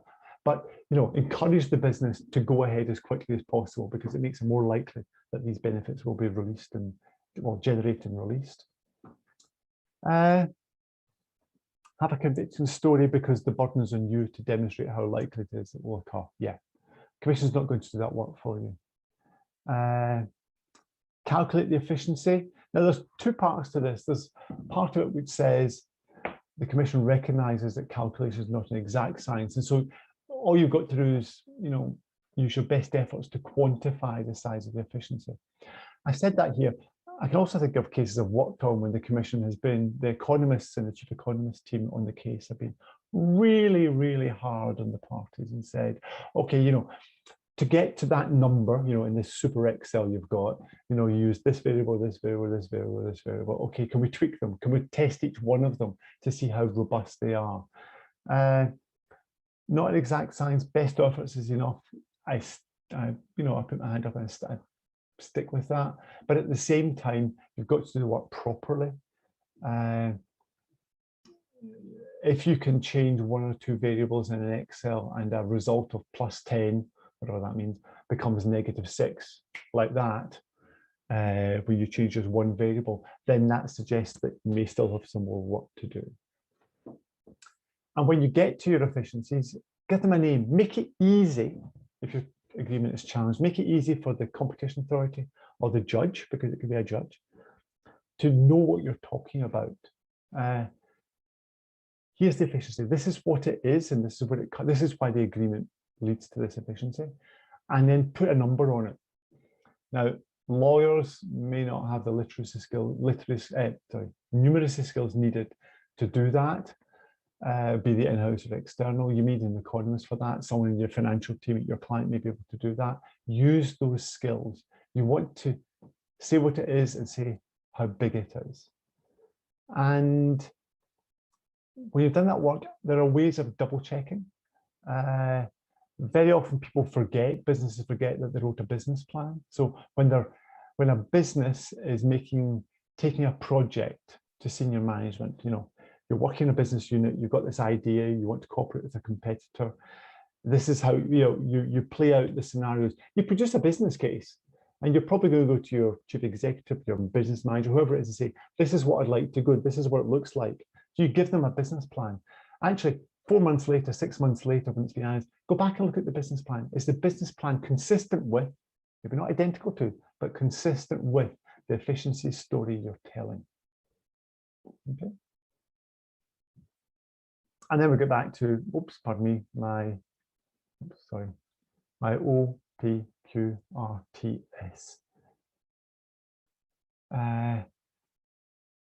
Ask what's going to happen to output. Will this agreement lead to an increase in output or reduction in output? In absolute terms or in relative terms. Price, what's going to happen to the price that consumers pay? Sometimes the price goes up. That's not necessarily a bad thing. But if the price is going to go up, you want it to be because the new product is a Q of a better quality, or because R, you've produced a wider range of variety of products that justify the higher price. So you can't look at price in isolation. Clearly, if price is going up, you need a very good story. But if price is going down, that's something you want to be, stressing in your self-assessment. Will consumers benefit from better quality as a result of this? That's where know-how and complementary skills come in. If you have two parties, big or small, one big, one small, whatever, if there is sharing of know-how between the parties, if skills are shared that allow the product to become a better quality, that's a benefit to consumers. Range, variety. If a market currently is, if there are currently 3 products in the market, and as a result of this agreement, you can get 5 or 6 different products to the market, they may be all slightly different, variations in a theme. They all might be slightly differently priced.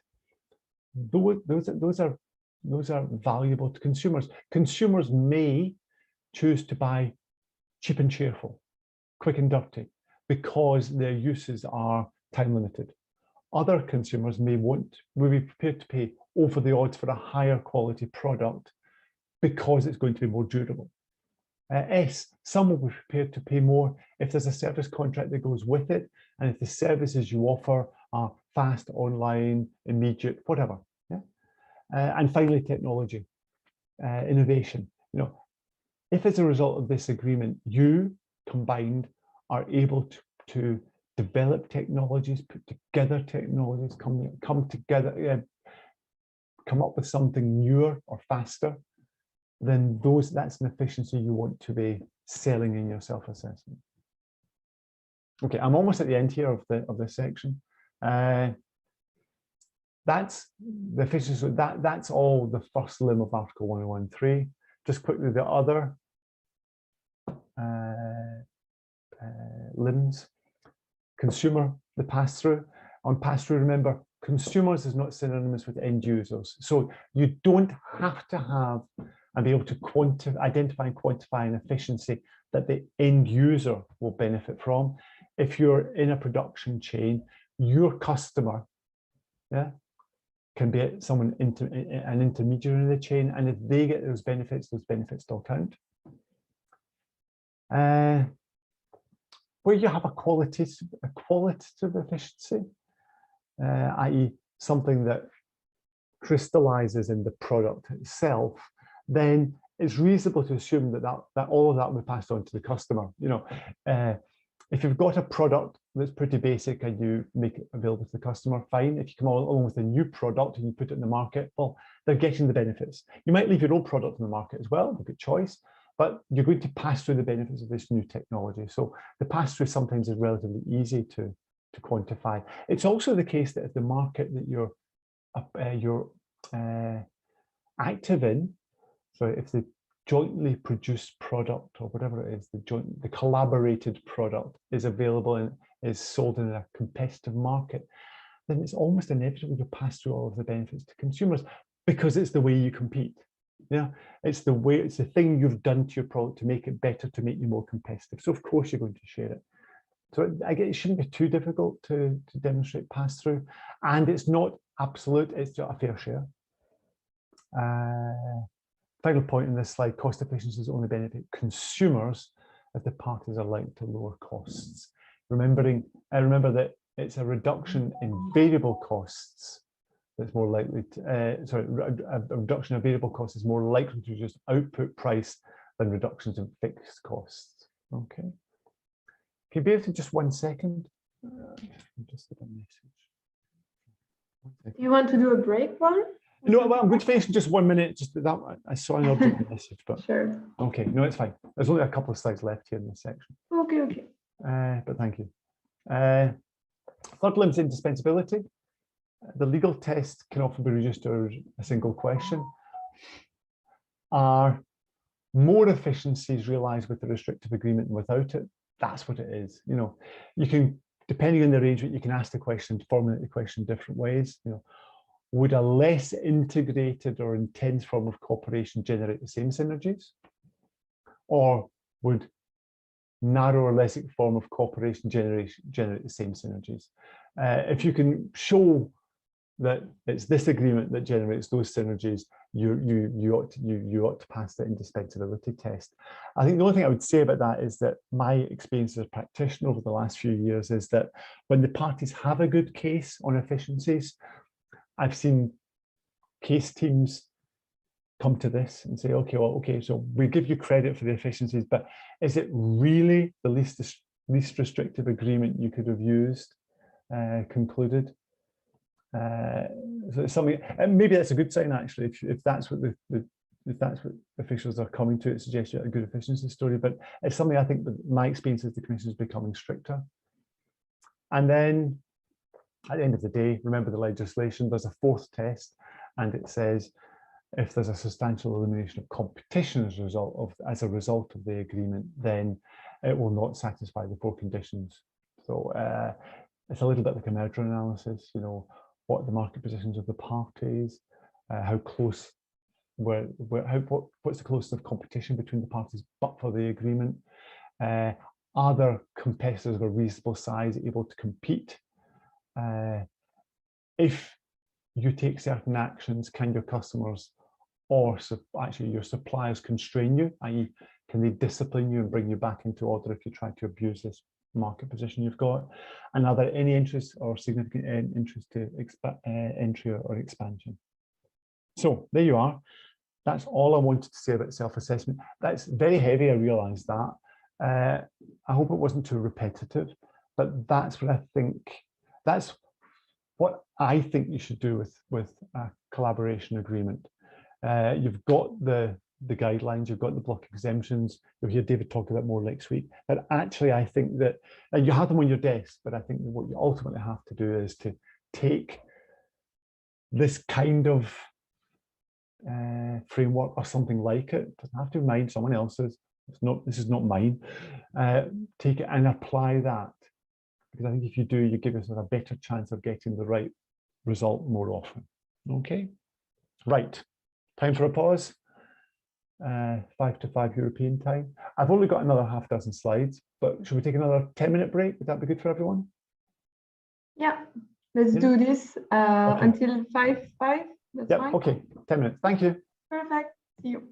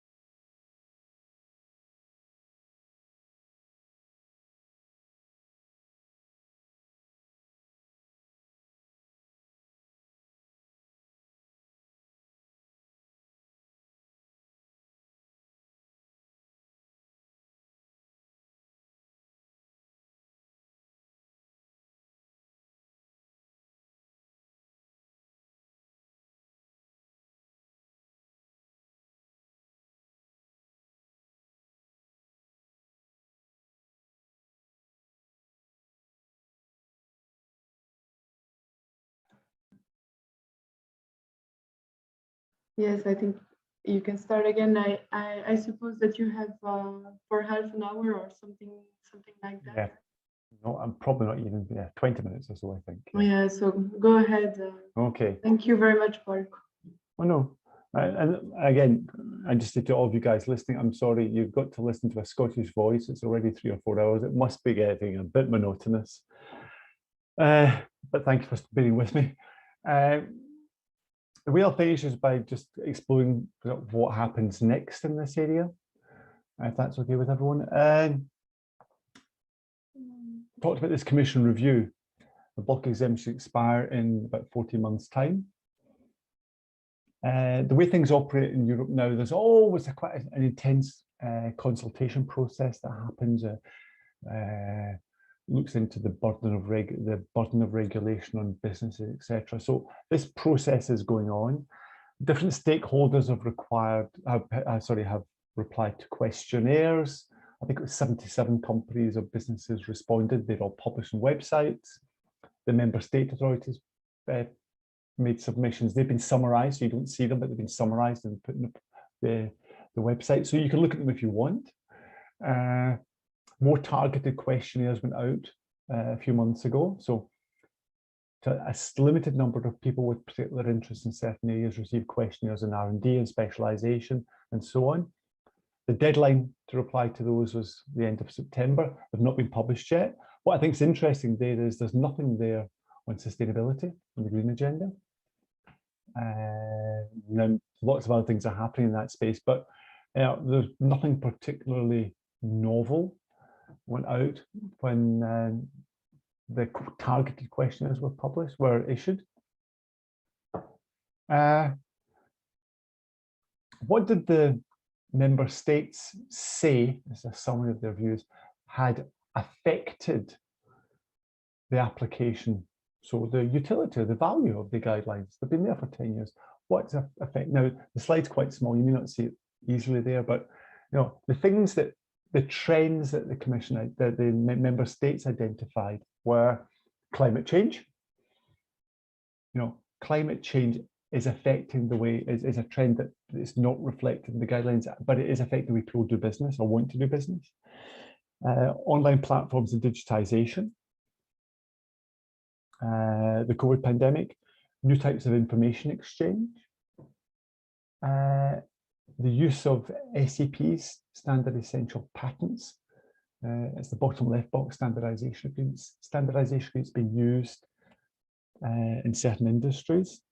The Internet of Things, that's out there. What's that doing for the way this part of the industry functions? And then the labour market, so self-employed professionals. So basically the gig economy. What should competition law say about the gig economy? So those are trends which affect the application of the rules, or which are simply just not covered by the current legislation in soft law. And these are things that member states flagged with the Commission. In other words, these are things that they're seeing coming across their desk. So you would expect some of those topics to be reflected in what happens next. A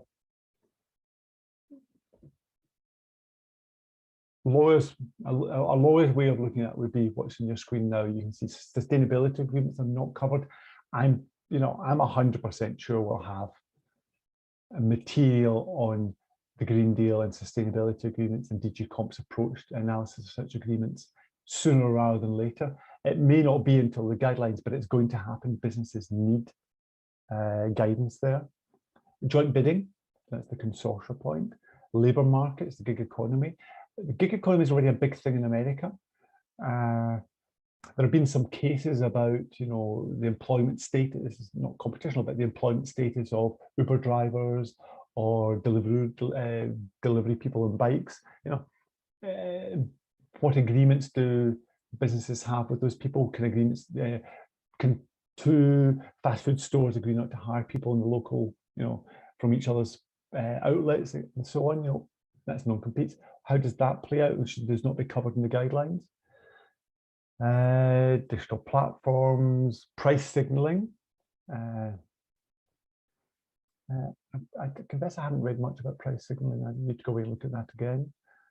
Code, airline alliance is something I know about from my professional experience, but I don't think it necessarily needs to be covered in guidelines. Network sharing is the telecoms point, you know, the 5G point. How many masts or aerials do you have to have in an area which is served by 3 operators? Blockchain agreements. To the extent that blockchain agreements, which involve competitors, well, blockchain agreements are very, very open. I'm not sure there's necessarily a computational problem. I don't see it myself.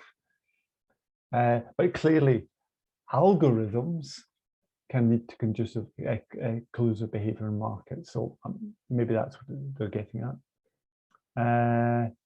Hub and spoke, data pooling, and GDPR. I don't have views on a lot of these yet, and because the member states' contributions were only summarised, it's difficult to know exactly how pressing these problems are for them, were for the member states. But I'd expect some of them to be reflected in the next turn of the next version of the guidelines when they're adopted. An error message.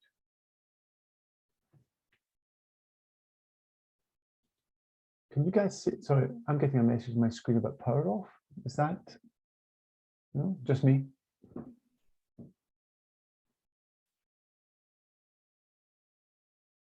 No, I don't look good. Sorry, I've got an error message on my screen. Well, sorry. Okay, let's move on. So should we talk for a few minutes, because let's talk about the Green Deal, about environmental issues. I mean, the expectation is that language will be added to the guidelines on environmental agreements, sustainability agreements. As I said, there was something in the 2000 version. It was ditched in 2011. It needs to come back. The Commission in September this year, the European Commission published a policy brief, I'm giving the link there, which sets out the Commission's current thinking on sustainability agreements. Now, remember, the Commission was slightly beaten to the game here by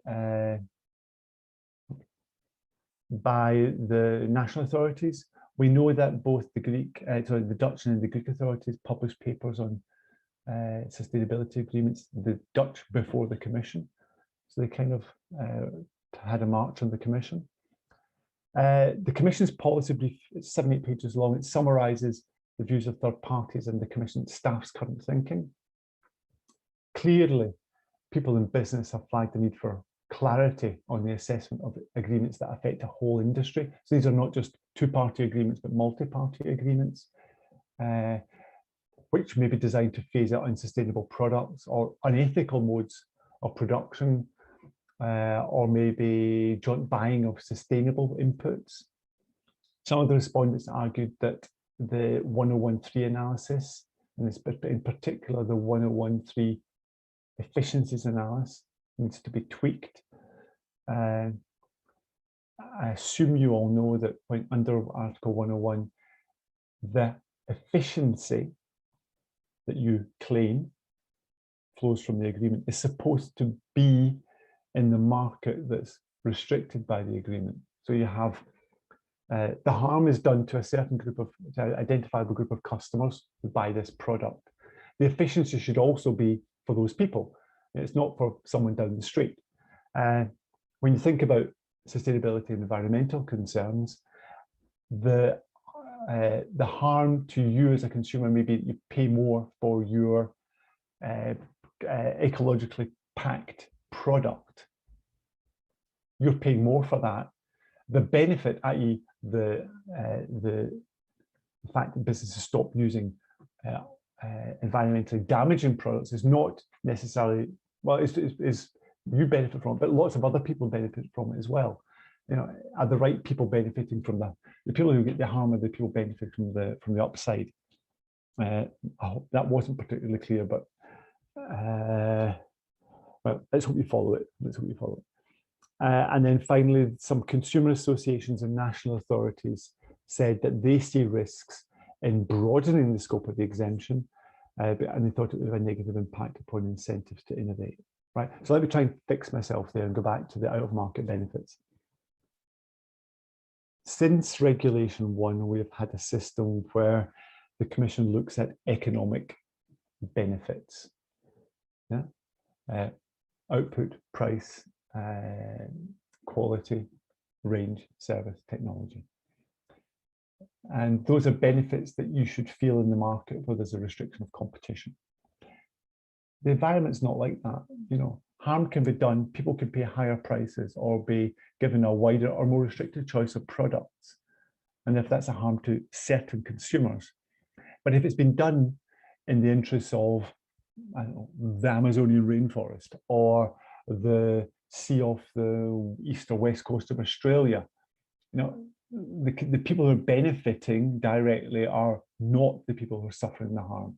And so there's a push on the environmental side to have out of market benefits, i.e. benefits being felt in different markets being counted in the antitrust analysis. I hope that's clear. I think that the DG Comp staff paper is actually very unconvincing. I don't blame staff.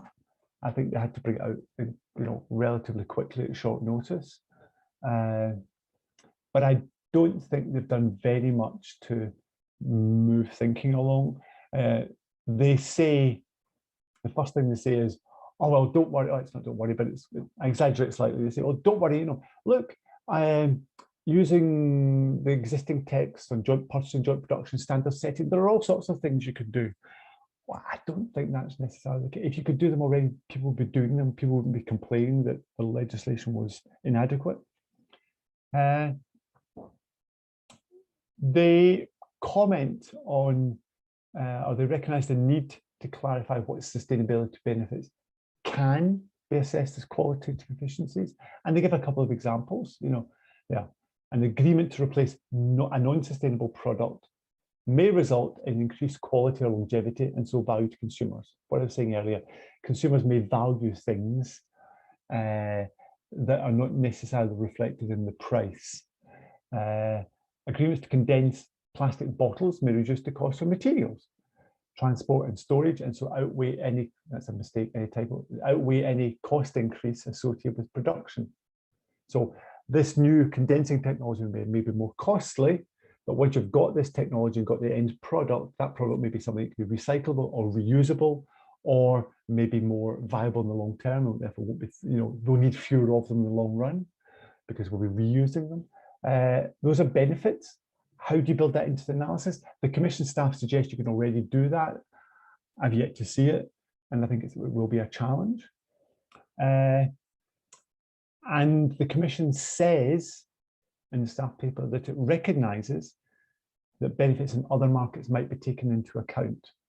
Now, I said here, recognise no change. That's always been there. And the Commission's been very reluctant to apply it. So if you look at the guidelines on this point, it's paragraph 43, I think, it says there are circumstances when out-of-market benefits can be counted, but it says it only happens with the consumers affected by the restriction and the consumers benefiting are substantially the same. What does that mean? It did come up black and white in an airline alliance case involving Lufthansa and Air Canada. So the Commission, there's a paragraph in that decision where the Commission says, we gave weight to efficiencies that were being felt by someone else, someone other than the party being restricted, feeling the restriction of competition. So it's happened once, but it's only happened once, at least publicly. And I think the Commission is going to have to go further in relation to out-of-market efficiencies if it's going to reply to the need for flexibility in relation to sustainability agreements. Couple of slides. Do I anything from coronavirus? So the shock to the system, shock to the economy. I think, have we drawn lessons from coronavirus? I think we've drawn a number of lessons, learned a number of lessons. One of the best is certainly that state aid law has become relevant to lots of people. You know, the European Commission, and hats off to them, they very quickly published emergency rules. It's called the temporary framework that allows the Commission to analyse and approve state aid to businesses, big and small, across the EU, and the Commission's approved hundreds of emergency packages over the last 18 months. So hats off to them. I mean, it's phenomenal. You know, what might have been thought to be one of the more sleepy parts of DG Comp, they have really, you know, turned up the heat and performed. Good. The Commission made a hotline available to companies and councils so it could take their questions on coronavirus and its impact on collaboration, to get to a specific topic. But actually, I've been relatively disappointed by the output. The Commission made an email address available so that people could ask questions, but the only guidance that's actually given publicly is limited. It's adopted 2 comfort letters in the last, since coronavirus hit, in the last 18, 20 months. One was to Medicines for Europe, and that was in April 2020. And one was for a matchmaking event, a sort of B2B, B2Match jamboree a few months ago. I'll come to those in a moment just to look at them, but I suppose the only thing I can say, I was disappointed. I thought the European Commission would come out with something more substantive. It didn't. The only thing I can think is that maybe businesses, some businesses were so busy, their efforts were focused on surviving, getting through COVID and not collapsing, that actually the idea of going out and talking to a competitor just didn't cross their minds. Might be true. The comfort letters. So again, I presume you know what a comfort letter is. A comfort letter is a letter sent by a senior official at DG Competition. Could be the Commission, but it's normally a senior official, which says, you brought these facts to us. These are the exceptional circumstances in which we find ourselves, and we think this is. We'll not take action against you as long as when you're having your event, you do the following things or don't do the following things. So it's basically a comfort letter. It's a promise not to prosecute if you want. There've been 2.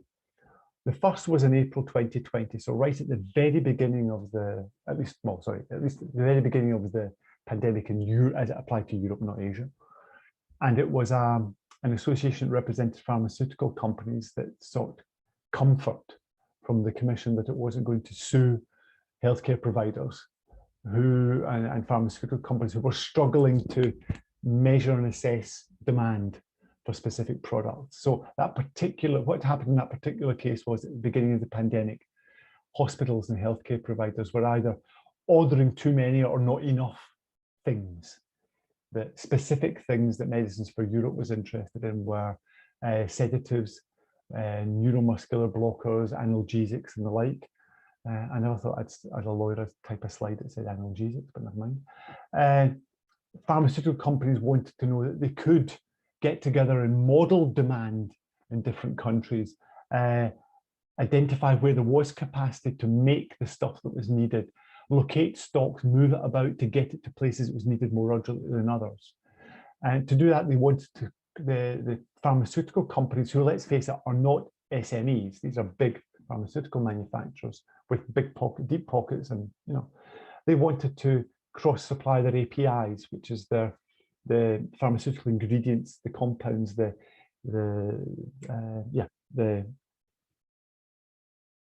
content of the chemical content of their compounds with each other, agree where best to undertake production to get to us for a certain method, to get it to a certain market. The organisation said that it would keep a note of all meetings, and the DG Comp said to pharma, be careful, we're watching you, don't try to price gouge, don't try to overprice your products because this pandemic's on, it will come down and you'll get a ton of bricks. But there was action. Pharmaceutical industry needed help in the face of the pandemic, and the Commission said, we will not take action against you if you collaborate with your competitors as long as you follow certain rules. A good thing, I think, a very a necessary response to the pandemic, and a check to the Commission for doing that. My question is, why didn't they do more thereafter? Maybe there were lots of phone calls to the Commission, maybe not. My fear is that there were things that probably could have been done faster. by businesses or by healthcare professionals if they'd been able to talk across lines. Maybe they just took the risk on. I just found it slightly disappointing there wasn't more guidance from the Commission.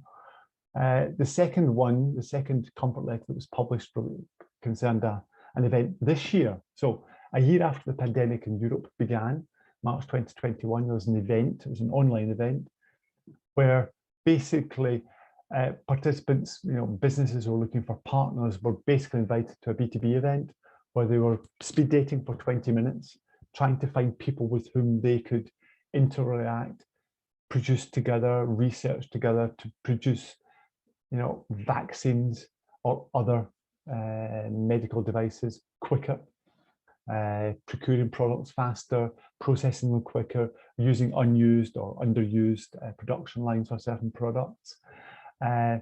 Interesting enough, the approach here with it was the organizer of the event came forward and said to the Commission, can you help us out here? Can you tell us you will not sue any of the people attending the event? It was online, so the Commission will have had a record of who was there. And the Commission said, okay, we will not take action against you, again, the comfort letter.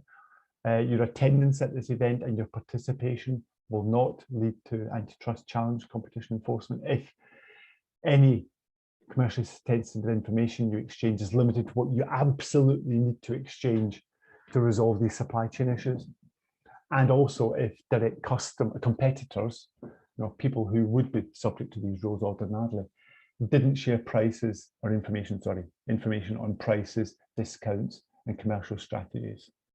So again, a device, a tool for giving guidance to businesses in the current climate, but I suspect of limited value. Why do I mention these? This is my final point. I get back to a question earlier on.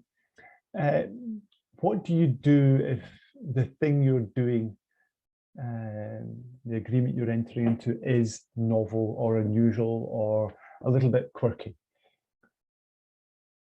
These comfort letters demonstrate that the Commission can deal with novel questions. The Article 10 procedure I mentioned earlier in response to a question. It can do it.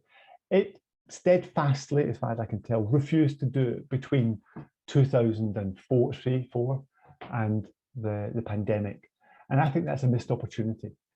Without going over old slides, if the national competition authorities say that there are topics that are not covered by the guidelines, if they say that climate change, digitization, the operation of online platforms are having an effect upon the application of the guidelines, I find myself asking, well, why didn't the Commission take action earlier? Why didn't it use Article 10 earlier, or say it was willing to use Article 10 to give guidance? We wouldn't be in this vacuum on some of those areas if the Commission had taken decisions. And I think it missed the opportunity with Regulation 1, Article 10, to provide that guidance. I think it's been given the opportunity again now, and I think it really should take it, because there are ways, without investing, a lot of man hours in formal decisions reviewable by courts, and that's also, I think the Commission will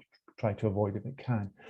You can give guidance through comfort letters, which you publish. You can give the guidance through, even if I criticised it a moment ago, the policy brief that the staff produced a few weeks ago on topics. You can advance the debate, and to go back to the conversation several hours ago, you can't adopt a block exemption regulation without lots of cases, but you can adopt guidelines based on comfort letters and policy briefs and the like. So I think there's an opportunity here for the Commission, even before the guidelines are adopted, perhaps to make public statements or publish other policy briefs on some of these topics so that we know what's likely to appear in the new guidelines when they're adopted in a year or so's time. Okay, right, I'm done. I've got a question I've got to answer. If other people have questions, please, I'm happy to have a go answering them. I wouldn't necessarily answer immediately if I've got client work, but you've got my email. I hope those of you who are able to attend physically next week at Blue Point will enjoy meeting David. don't be afraid to ask him questions. He's a nice guy, but give him a hard time if you want. I've got an easier experience being online and not being in the same room as you. Any questions? Oh, there you are. Someone else is telling me. Okay, so Christian's commenting that he knows that the Commission has recently given a comfort letter outside the field of contact. That's great. I mean, I really hope, I didn't know that, that's new to me. I really hope that's something they do in the next year or so, whether it's on, for example, telecoms antenna for 5G services, whatever it is, get the guidance out there, because there'll be fewer surprises for industry will be able to comment. More people will be happy more often if they know what they're dealing with, and they're not operating in a legal vacuum or in a space where there's less certainty than they might want. Okay, right. I've spoken far too much. Does anyone else want to chip in? No, it seems that your lecture was very clear, but Or I put them all to sleep. Or I put them all to sleep now. I'm sure. No, absolutely. Thank you. It was a fantastic lecture. Mm. Thank you very much. Yes, and it will make more sense, I suppose, with David and Juan in the next sessions, of course. Yeah. So thank you very much all for coming today. And Paul, it's an honor to have you every year for this session. Thank you very much. I know online that it's very different than in person. So hope we will meet again soon. Thank you very much all, and have a good evening or a good morning for those close to that. Good Thank weekend. you. Bye. See you next week. Bye. Ciao. Bye.